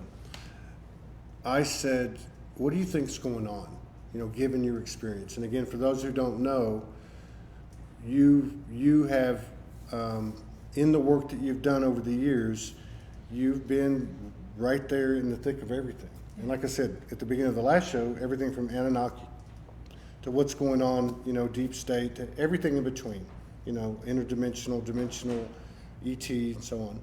But you said, I think we're in the plant medicine phase. Yes. Where when you take plant medicine, the the bad stuff comes up, the stuff that you don't want to see, the stuff you're unconscious of, your blind spots, whatever. So what I was wondering after we talked, there seems to be a lot of people in the light worker community, and I would include in that description the conspiracy community, what people might call that, disclosure community. I see this as all being really one community. There seems to be a lot of people struggling with the charge of, the negative charge, I guess I would say, or having a charge, a non-neutral charge from the things that are coming to the surface. Now, I wanted to ask you on a personal level, did you ever have to deal with that? Did you ever have to, did you ever get pulled into it, get disoriented, get off balance, and have to find yourself, have to find your power again, have to put those in the proper perspective? Because I think there's a lot of people that are struggling with that right now. They get pulled in, it intensifies their emotions, it clouds their judgment, and it takes them out of 0 point. Did you ever have to deal with that? I am very blessed because I was able to travel throughout times. I remember many lifetimes. And this morning I did a post and I said I've died 1,000 times over, and I passed through fear. And I've learned that they were great teachers, because once I passed through them, I realized above that I was God itself.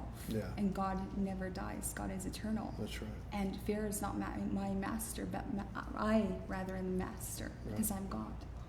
So I was able to learn that. So nothing now triggers me or phases me anymore. So you've got to look at that, and it's there to teach you. It's triggering these people to teach them. It's triggering them until they get sick and tired of being in that triggered state, and they seek something above that, or something beyond that, which is their Christ self. Right. We must go through the purification, through the destruction, through the hardships, before we understand that we are truly Christ. We're truly our own saviors, and we're truly God within a human body. You are eternal. You're not going to get an argument from me. It's exactly how I feel. Exactly. Now, through the years, because I know you worked with a lot of people, I know you had a relationship with Max Spears. I know you've done a lot of collaborations with a lot of people that are pretty well known in these communities. I have seen, and you watch them, and just like we can't always see our own blind spots, you can see somebody else's, but you see some of these people carrying a charge. Did you ever counsel any of those folks? Did you ever, say, hey, it's not that, don't get carried away? I mean, do they struggle? They are struggling, but I just send them love, and I let them continue on their journey, and I don't try to change them or mess with that, because I know that they need that. That's the plant medicine stage. They need that. Once they get through it, they're going to be refined, and they're going to step into their Christ self. So I never try to change anyone. I will express and then move along. Yes, I just kind of flow and let them flow where they want to flow to. I think another thing that's interesting about you too, given the company that you've kept, because as we were waking up, 2012, 13, 14, 15, these were very much in the minority. They were very It was hard. Right? And, it was hard. And so there was a lot of adamancy. There was a lot of, it's got to be this way. You need to understand it's this way. You got to do this. You have to do that. That's a bad person. That's a good person. I mean, there was these absolutes being thrown down. You don't have a lot of that, and I think it's the reason you don't is for what you just said. Are you seeing more people coming to the space that you're holding that have been in the trenches, in these, on these platforms over the years? Let me say it was really hard when I first started this. I think that I was a lot younger then, and I'm not going to sugarcoat it. It was, people were like, oh, you're saying that there's abusers, abuse going on with children and this, and back then nobody even thought about those things, and now it's public. And it was hard to come out and say that, but I have this thing, since I'm connected, since I'm in God consciousness. When you're in God consciousness, you feel everything around the world. You feel everything, and you feel what's happening with the children. You feel what's happening with the animals. What's happening everywhere, and you can't but have compassion and love for that. And also, when you're in God consciousness, you are a giver, and so you just want to give the love, and you want to help heal, and this is the thing. So I was in there, and it was really interesting back then to now, of which I think it was harder for me because I hadn't put the physical together with the spiritual, and I have a lot more knowledge and information now. Right. I'm much more refined now, and I understand it more, and I have compassion even on the darkest of deeds that people do, because I understand that they're doing those deeds because they got lost. Yeah. They're lost in these bodies. They're lost on this planet, in this world, and they've been through a lot of suffering. And a person who is doing terrible things has suffered terrible things. So they're just hurt and harmed and scared Yeah. people, and they deserve healing. It doesn't matter Yeah. what dark deed they've done. And above the physical life, I know that, you know, in the realms of the spirits, and many people come to me, their higher selves, and say, you know what, our physical self is lost. Our Yeah. physical body, our physical incarnation is lost, and they understand that what they're doing is wrong, and they understand when they've done wrong, and they understand that they need to return to unconditional love. So there's that split of the spirit and the physical body, Yeah. and that's some of the work that I'm doing, is trying to unite that. Is there, or what is the difference between like the soul consciousness and then the human consciousness? Is the human consciousness is real, isn't it? I mean, is it? How does that work? So when we're conceived into a physical body, because we're being conceived into tech that already has all of the karma, all of the trauma from our parents, when we go into when the soul goes to go into the body at conception, what happens is that it gets scared because it's love. It gets scared because of all the trauma in the physical body. So it only merges 20%. A lot of people are not fully merged into their bodies. The soul merges 20% Yes. into the body. Yes. Okay. So the work I do is to merge the person, their soul, entire soul, into their body, So or that energy into their body. So then they wake up and they realize just that they're God, that they're Yeah. Christ, that they're their Yeah. own saviors. Yes. Right. And that's the problem we have, is that we have people walking around with only a part of their soul merged into their body. So if just a part of the soul's merged into the body, who's running the show? The ego? The human consciousness? Is that two different things? When there's only a part of the soul merged into the body, also the body is functioning at a lower frequency. Right. So then it's also it goes into fight or flight mode. So these physical bodies that we have are actually ancient tech, and I would say they're some of the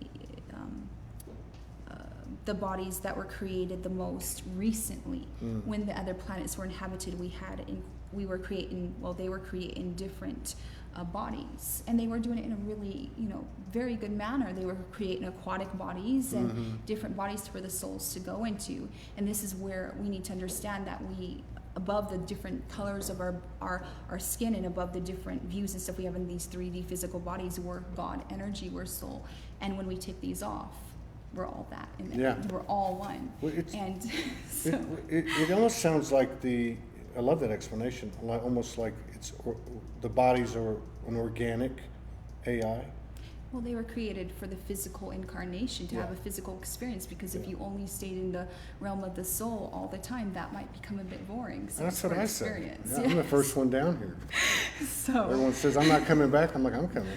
so I want to go back to what you said earlier, because I want to make sure that I give you your due on that, because I know it's a very important topic for you. And I just want to kind of restate it like this. I've been in these communities for 9 years, and I've gotten around a little bit, and I haven't heard anybody say what you said, other than maybe a Native American prayer or something in that regard. If you could tell anybody right now from this point forward, and we all know things can change, but as things stand right now, is there anything that is, other than your own internal work, your own internal alignments and that type of thing, is there anything more important than, in your opinion, than connecting with the wind and the sky and the earth and the oceans and doing what you said earlier? shut off your TV. It's always a good one. When we walk in the wind, gives us its power. Mm-hmm. And when we bathe in the ocean, she gives us her power. Each element gives us a power.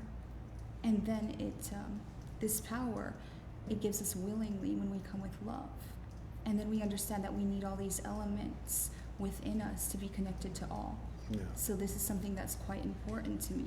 I would say that the biggest message for people would be to absolutely, today, would be to, because I know we talk about, and meditations are great, and so are, doing spiritual practices, but you have to make sure your body is cleansed of heavy metals, because heavy metals they're in chemtrails, they're in our food, they're in beauty products, and they're getting into our body, and they're connecting us up to the satellite system, to Right. Wi-Fi, and directly connecting us into the lower realms. Right. So before we can really move ahead, we need to understand how our physical body works, because when you bring in the energy, you want the cell, which is like the solar panel, to hold that energy, but if it's bogged down with heavy metals, and then it can't hold that energy. So you can meditate for hours, but you will not be able to contain that energy within your body. Yeah. That's why I love cilantro. Yes. So I would look into heavy metal detoxing to Yeah. disconnect from the AI system, which is the lower fallen matrix system Right. on this planet. Yeah. On that, okay, so like in regard to the nanotechnology, that stuff that you're talking about, which you described perfectly, can that be, I know you can have a detox, you can have certain habits, lifestyle choices that will do what you're talking about. Can these things be addressed energetically? Can we address them by addressing our DNA, by working with our future self, by working with our monadic family and different types of things like that? Can it be done in more of a non-physical way? I'm not advocating one or the other. I'm just asking you, can that be done from the power of our imagination, from the power of our ability to connect to infinite intelligence? Yes, that can be done. And a long time ago, we didn't even eat food. Yeah. No, we didn't. And we would absorb energy. And we had portals that would just channel this energy into us. But for now, I think, because I am speaking to people who are just waking up. Yes. And I think the physical steps is to physically understand how their body works and what they should remove from their body, the toxins. And I like taking care of the thought forms and also the body and then the energy field. Those are the three things. Okay, so you got the thought forms. What would that be? Just being conscious of what's coming in, what you carry forward, what loops you let play. Yes. Oh, okay. And then what was the second one? So we had body, which Okay, is the body. Well, that yes. makes sense. It's the physical part. Okay. And then what about the third one was what? That would be the the field. energy field. Okay, so that would be more of our layer. Okay, like our torus. Yes. Okay. Mm-hmm. And how do you strengthen that? How do you fortify that field? Oh, so I do this meditation where I go back to conception and I help the soul to come all the way in. And because what I do is I go through the body, emotional body. And so each organ, have you ever been to Europe and you see the beautiful cathedrals with the organ in it?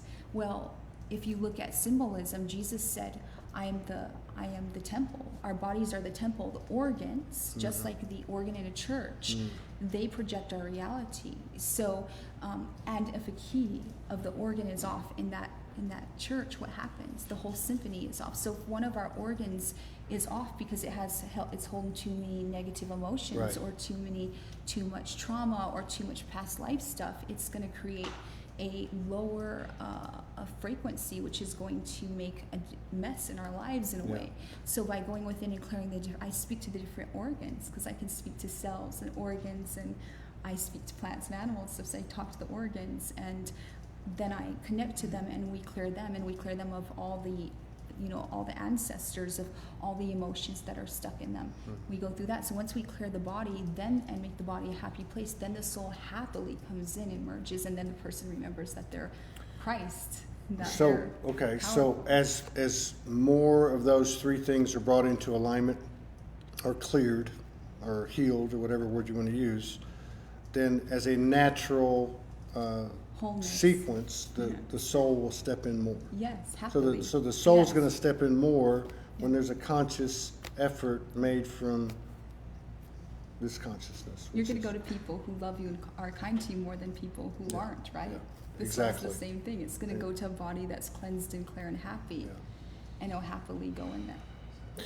There's been a lot of talk about walk-ins, okay, and even more so in the last, I want to say 3 or 4 months. It's almost like we're having walk-in after walk-in after walk-in, like more of our. But I think the way you explain it to me actually is easier to understand, in that a certain percentage of your soul, 20% or so, comes in when you're at conception, and as you're clearing and going into alignment, more of it comes in. Are those two one and the same, or do you consider a walk-in separate?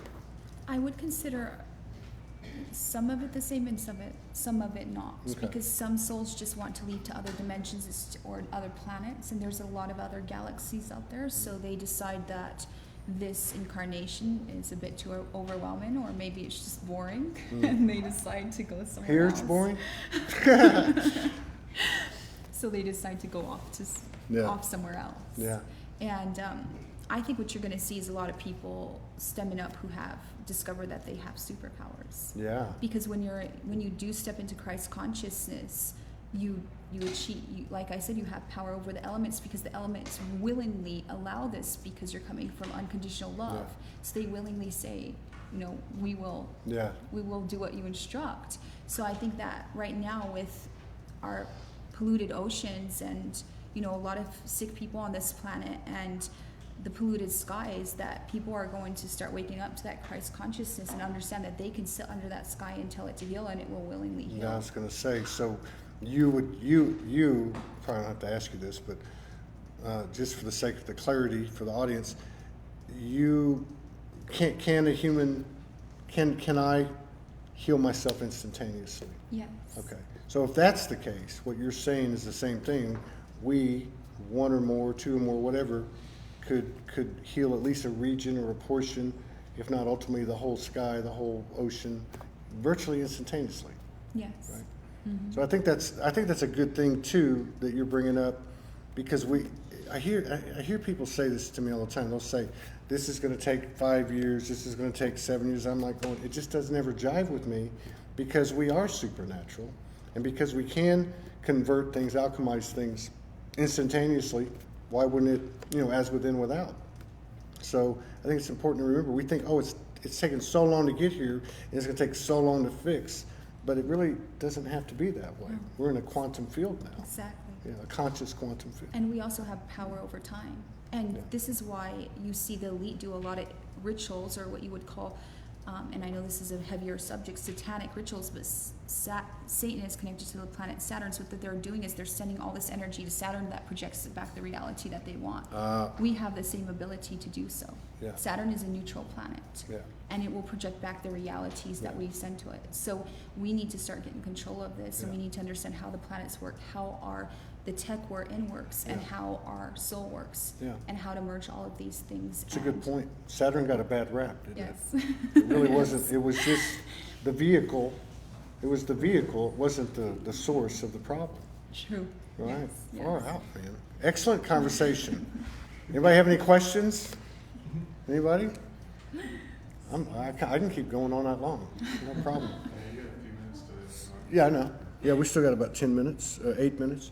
So, so is there anything that you want to do?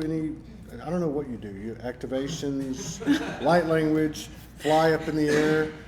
I always have that vision where, I used to have this vision all the time where I don't know why, because I haven't had that many issues with the legal system, maybe. But I'd always have this visualization that I'd be sitting at the chair in the courtroom, being, unfairly judged by the law, and I would rise out of my chair like Christ, and I would look at the judge and say, "Soulogy, man, I'm Soul." So what's like the most far out experiences that you've had? I know you're more ET than you are human, or you're whatever you want to put it, more advanced or whatever, but Is there anything that you've gone through that you just went, whoa? But all of us are ETs, and we've had I many know. ET bodies. True. And like I said, above that, we're God consciousness, so it's quite beautiful. So Yeah. we've worn a lot of these different Yeah. bodies. Sometimes aquatic, sometimes Pleiadian, Yeah. sometimes Arcturian. I think people get caught up thinking they were just Arcturian. Or I this or agree with that. you. I agree They've with been you. many different beings. I totally agree with you. That's right. It's the whole thing. My wife always says, why would you want to limit yourself? Exactly. But But I mean, like, I've had some. I mean, nothing to. I remember back 2 billion years. yeah. So I remember living on Mars and staying Yeah. on Venus and other dimensions. Right so on. it's not. Yeah, so you're human. Nothing is extraordinarily.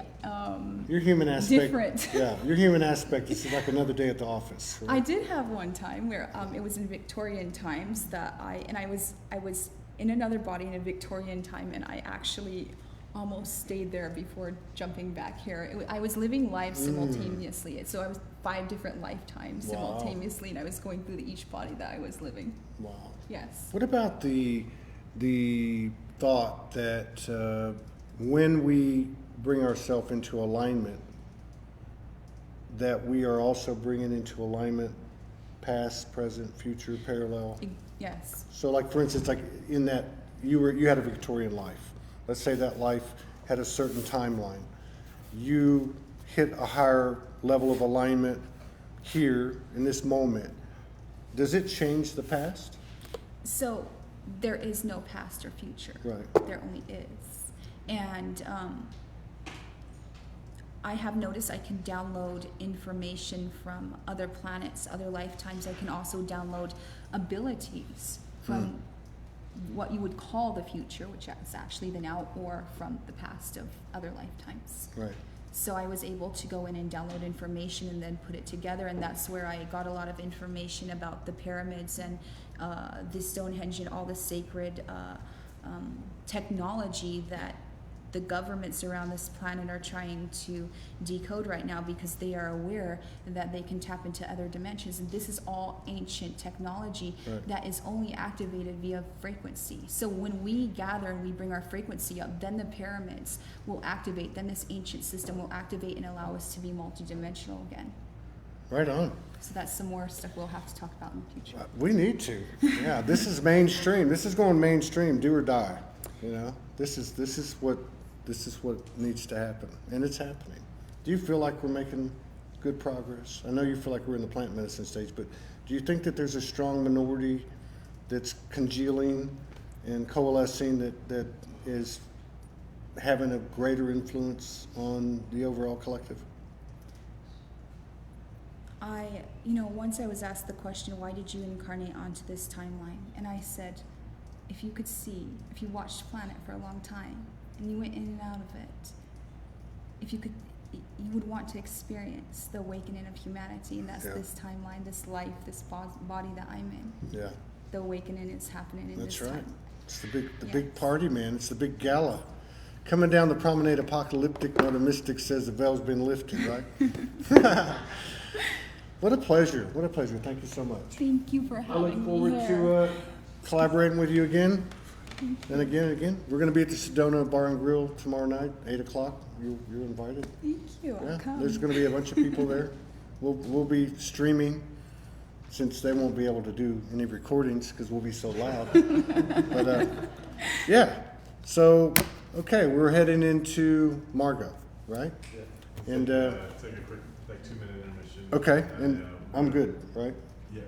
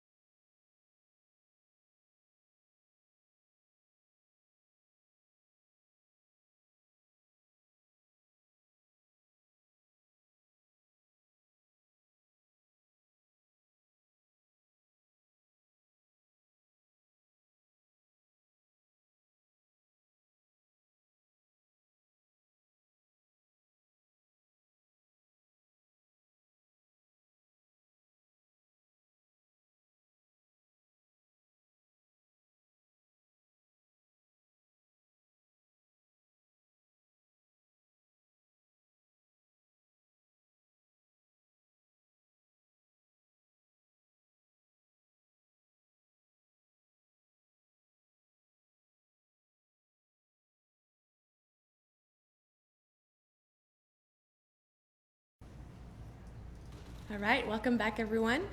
Thank you for joining again. We've got such amazing souls here in this room and watching us, and we're doing so much work in the collective. And so we're going to do a very quick 15 minutes light language activation. So if you are with us, I invite you to find your space. Find your space sitting comfortably. Bring yourself in the center of your heart. What is light language? We are going to connect with the light within and without yourself, the universal light. And through this light that you are going to channel, you are going to heal the world, within and without. Through this light language, you are giving codes for the entire collective. There's nothing to fear. We're going to let the mind talk. Whatever the mind wants to say, it will say. We open the heart. We allow ourselves to trust. We free flow this vibration. We free flow this light vibration moving through us. And we allow ourselves to tap into the divine.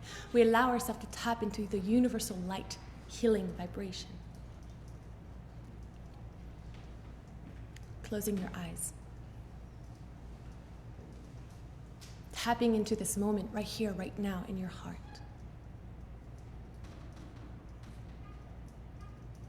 I will be starting the light language engaging with you, allowing you to feel this vibration within your body. We're not here to understand with the mind, we're here to feel with the heart. Allow yourself to trust. Whatever will come through, and it is perfect. All the sounds, all the noises, they are all light language. It should be sounding anything. It is just what it is at this moment.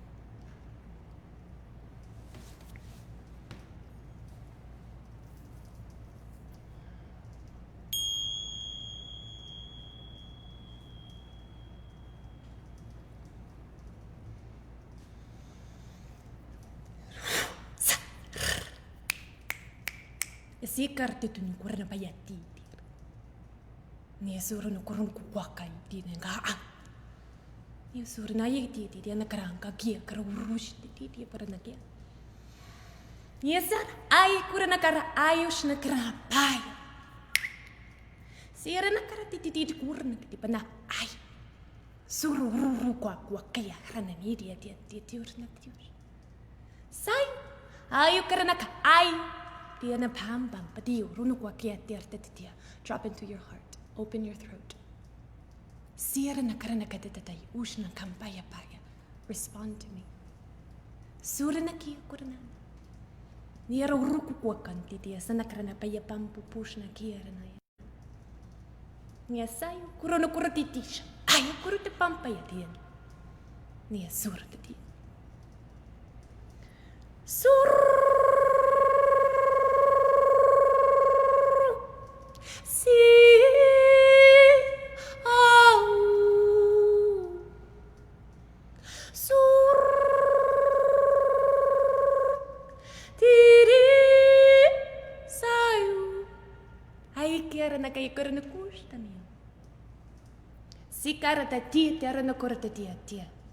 Let all the sounds come out. Any sounds that want to come out are perfect. Ayu kurna karana kai tira na kayo shtushna parna paya pupuya. Ati karana karatititushna. Sira na karana ko shush wash antiam para paya payati. Si karana kurna kapayu rana karana yititis. Hayu kurna kapaya niara na yuru urr. Saya. Tine karana katititushna kaya purta dia. Singaruru rayu kiaru. Singaruru ya wow. Singaruru kiara na umau. Te umau. Te umau. Te umau ne wawa kiau. Singaruru akiau. Singaruru akiau. Singaruru akiau andeo bayu. Se aku awaiau. Tiriri ayu. Tiriri ayu. Tiriri ayu. Te awana. Te awana. Tiawana hea hea kwa. Tiawana, Tiawana, Tiawana kea kwa kwa. Tiawana, Tiawana, Tiawana kea kwa kwa. Tiawana, Tiawana, Tiawana kwa kwa. Drop into the space. In pure presence of your heart, right here, right now, you are whole. You are awakened. You are perfection. Allow the vibrations of light sink into your body, into every cell of your being, recovering your DNA, recovering your higher self, your light body, your Merkaba. You are here to awaken, my child. You're here to speak your truth. You're here to speak your truth. You're here to speak your truth.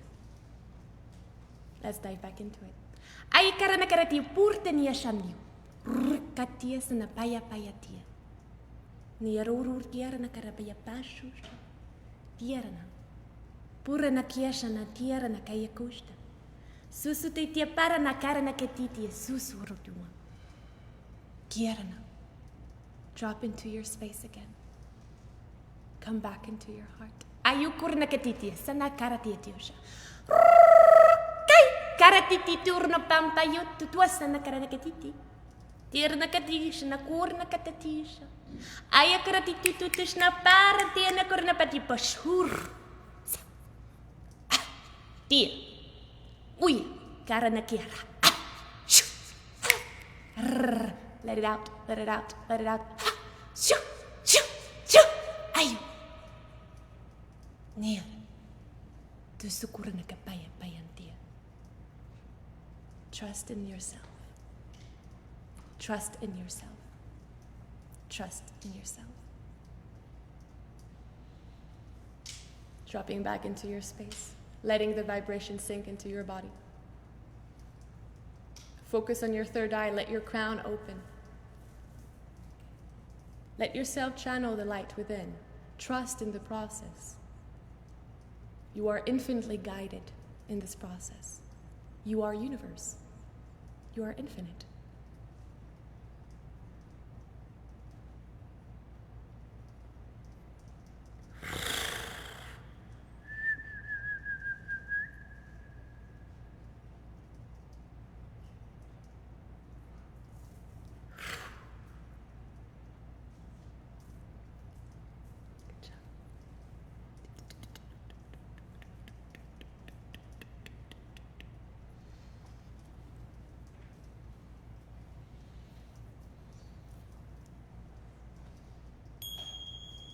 Good job. That was easy. So this is a practice you can do every day. Every day find yourself in your own sacred space. Tap into your voice. Tap into your being. Practice your voice. Your voice is your tool. Through your voice, you heal the world and yourself. Every day, speak the light language. Let the sound whatever it is wants to come out, will come out. Practice, practice, practice. Let this vibration heal every cell of your being and bring you back to the presence of the now, to the multidimensional presence of the now. How are we in time?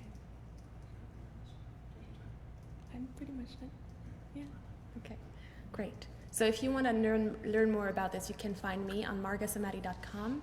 And there's many other healers in this room that already shared their medicine. And that's the beauty about this collective awakening, is that we are remembering that we all have this very specific gift attached to our individual self. And that we're here to collaborate in unity. And we're coming back as a community. We're coming back as one star family. We are in this together. And we shall always remember every day, whenever we receive the vibrations that are different to our own universal vibration, whenever we feel any kind of emotions coming through, let us remember it is moving through. It is moving through. It is moving through. And I can alchemize it. I can remember love. I can remember presence. I can remember stillness. You are an alchemist. You are a magician. You are in full control of your reality.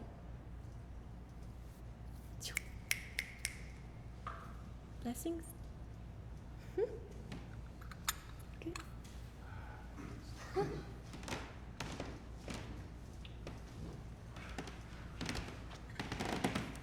Are you still rolling? Yeah. Okay. Thank you. Margot, thank you very much.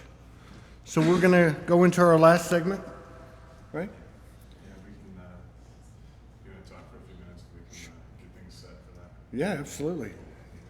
You want me to talk for a few minutes? I can do that. Yeah, you've never had any problem talking. So, yeah, what a powerful evening, man. So cool. I think there's a lot more energies present in here than the physical human hybrid souls that are in the visible light spectrum. I think there's teams and teams of our higher aspects here. So we're gonna conclude this in a few minutes for about the next hour. Every week, I believe every week, right? We had been doing it every week, but now we're doing a live streaming every week. So Okay. And it'll be on the Vibrational Empowerment Network every week, at least once a week. It's Sedona Sonic Alchemy. Sedona Sonic Alchemy. Sedona Sonic Alchemy. I went to one of the first ones, I think. Where was it? It was here. It was here, wasn't Right it? here, this thing. That's right. It was right here. God, I've been here a lot. There's always something going on here. Yeah, and so there's a variety of instruments. I think it's all pretty much improvisational, right? Yes. It's all spontaneous, intuitive, creative. And I've come to them live here. They've been really, really good, really powerful. And then, of course, she says that they're doing them every week now online. So if you haven't checked that out, you can find that at Vibrational Empowerment Network Facebook page or vibrationalempowerment.net. And as with all these folks that have been here, please visit their pages, give them a like, subscribe. If you need a session, there's plenty of people here that offer those things. I saw that Jade was putting up everybody's links. And so those should be able to access them. Is everybody leaving? No, we're getting a few people situated with some yoga mats. Oh, I got you. Okay. I just wanted to say goodbye if they were. Okay. All right. Okay. So everybody's getting situated.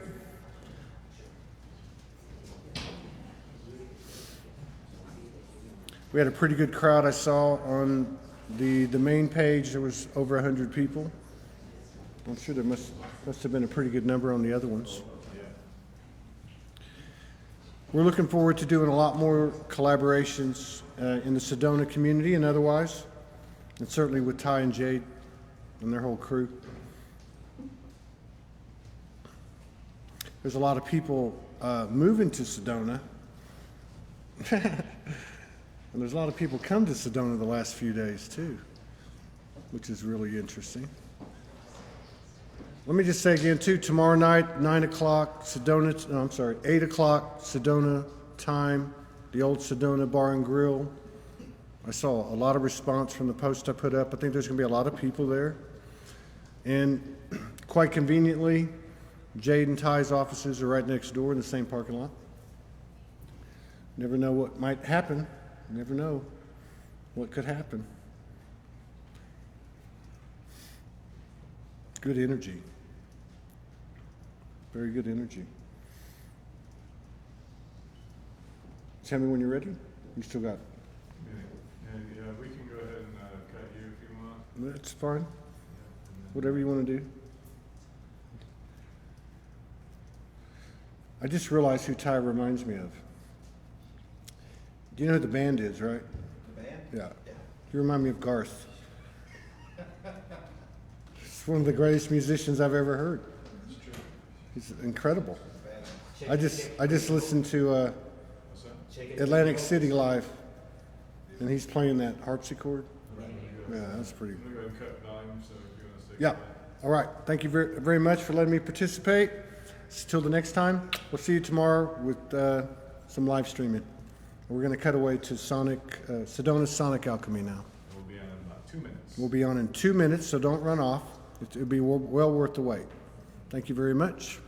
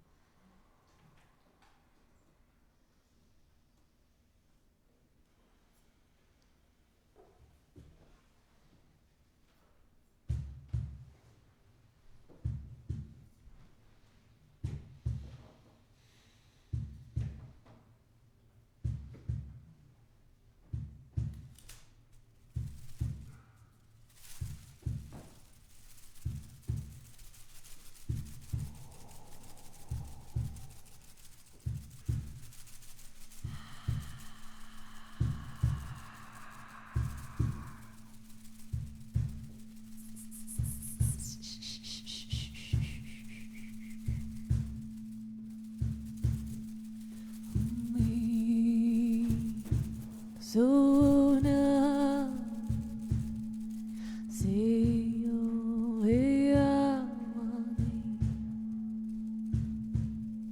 So me Hiro Me Wero Me Sino Me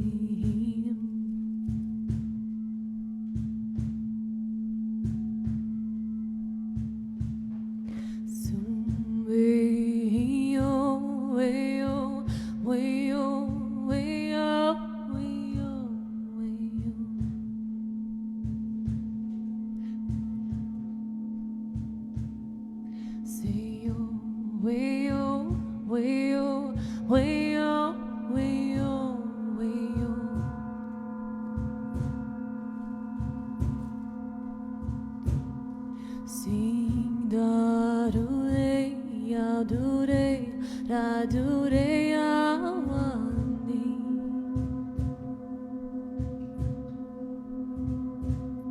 Sing da do re ki ya wai wai.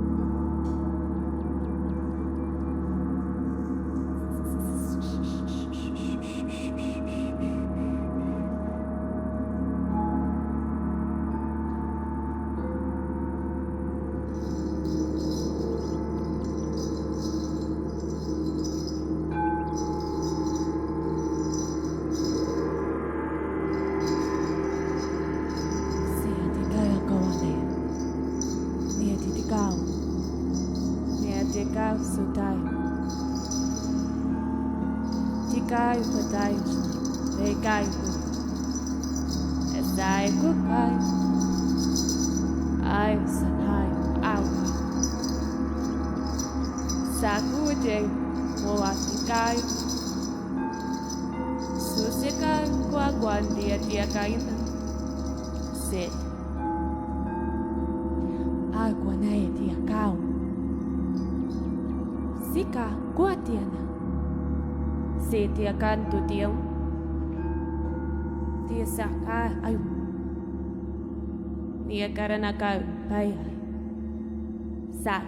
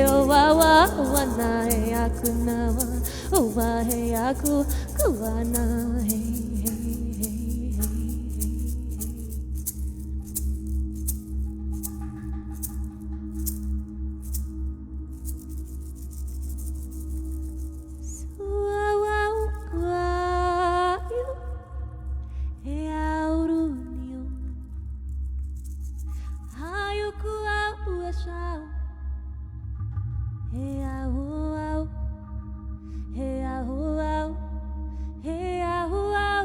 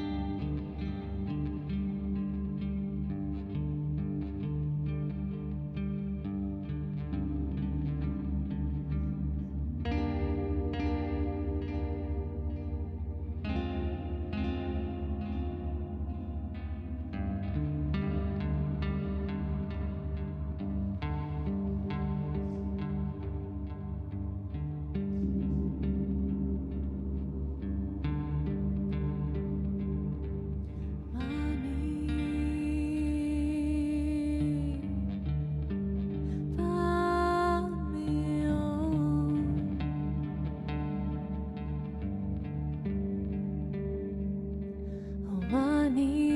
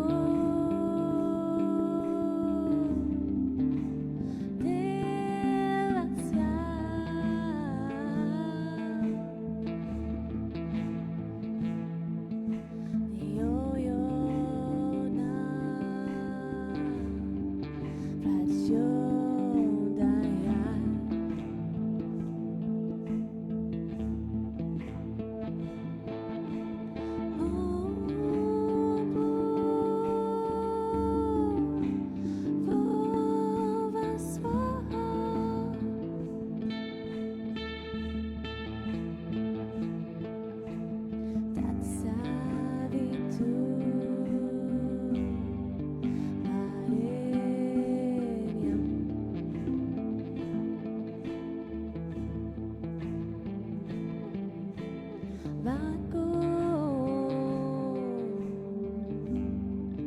Devasya Dimai.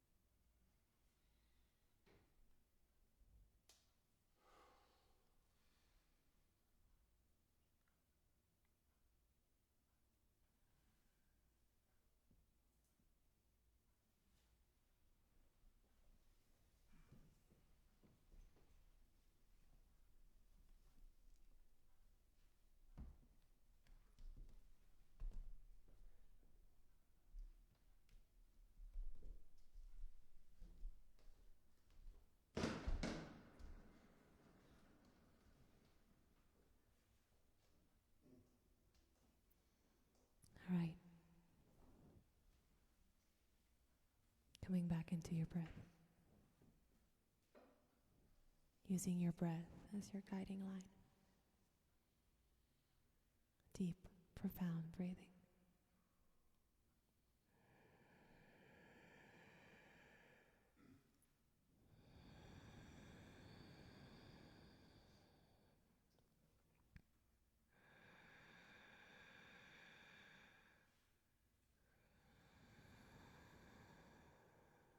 Awakening your body. Wiggling the fingers, wiggling the toes. Gentle movement. Rolling your wrists and ankles.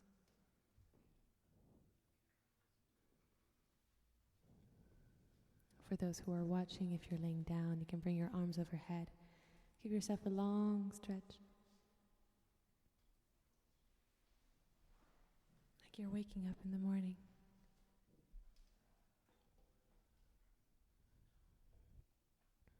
Again, roll yourself on the right side for a moment, cradling in a fetus position. Let yourself bathe here in the arms of the mother. Keep your eyes closed for a moment. Feel yourself being in her womb. Feel her love. Feel her nurture. And give thanks. Give thanks for this life. Give thanks for your heart. Give thanks for your ability to be here, to witness, to see, to feel, to touch, to smell. This experience. And remember in this moment that you're loved. You are provided for. Everything is provided for. So you can relax. You can let go.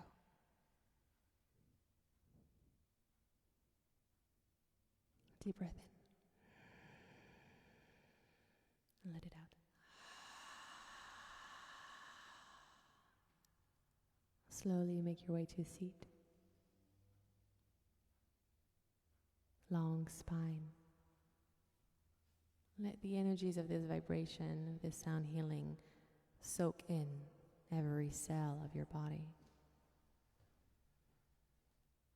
Let them align through every single part of your body.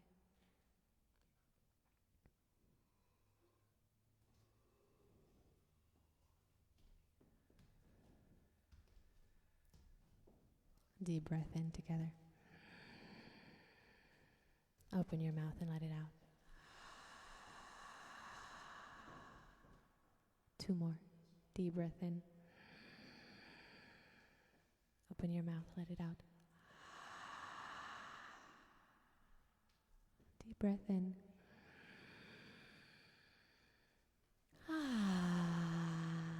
Good job, everyone. Let's bring our hands together. Maybe my team wants to join me. We're going to do a final Om.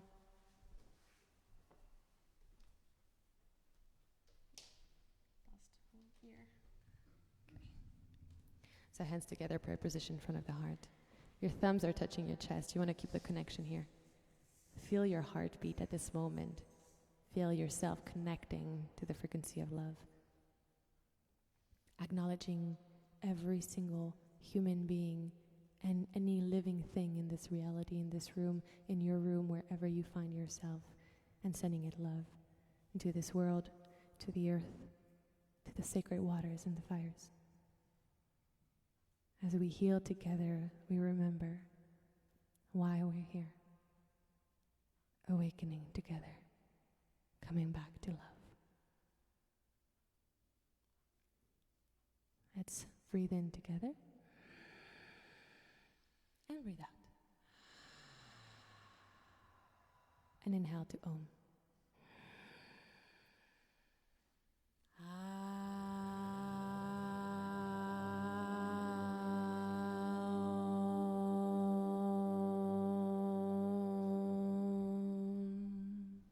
Two more. Breathe in.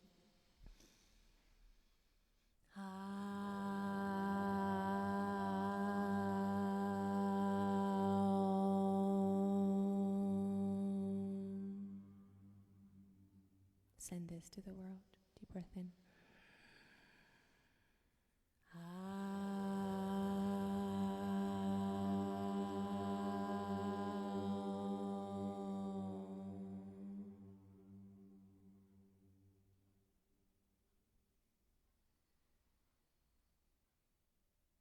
Beautiful.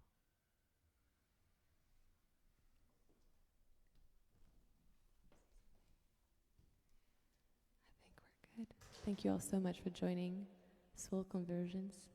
I hope you enjoyed. Maybe we want to have one last word from someone. Yeah, we're gonna have one other special guest that just showed up in the studio, so we're gonna have him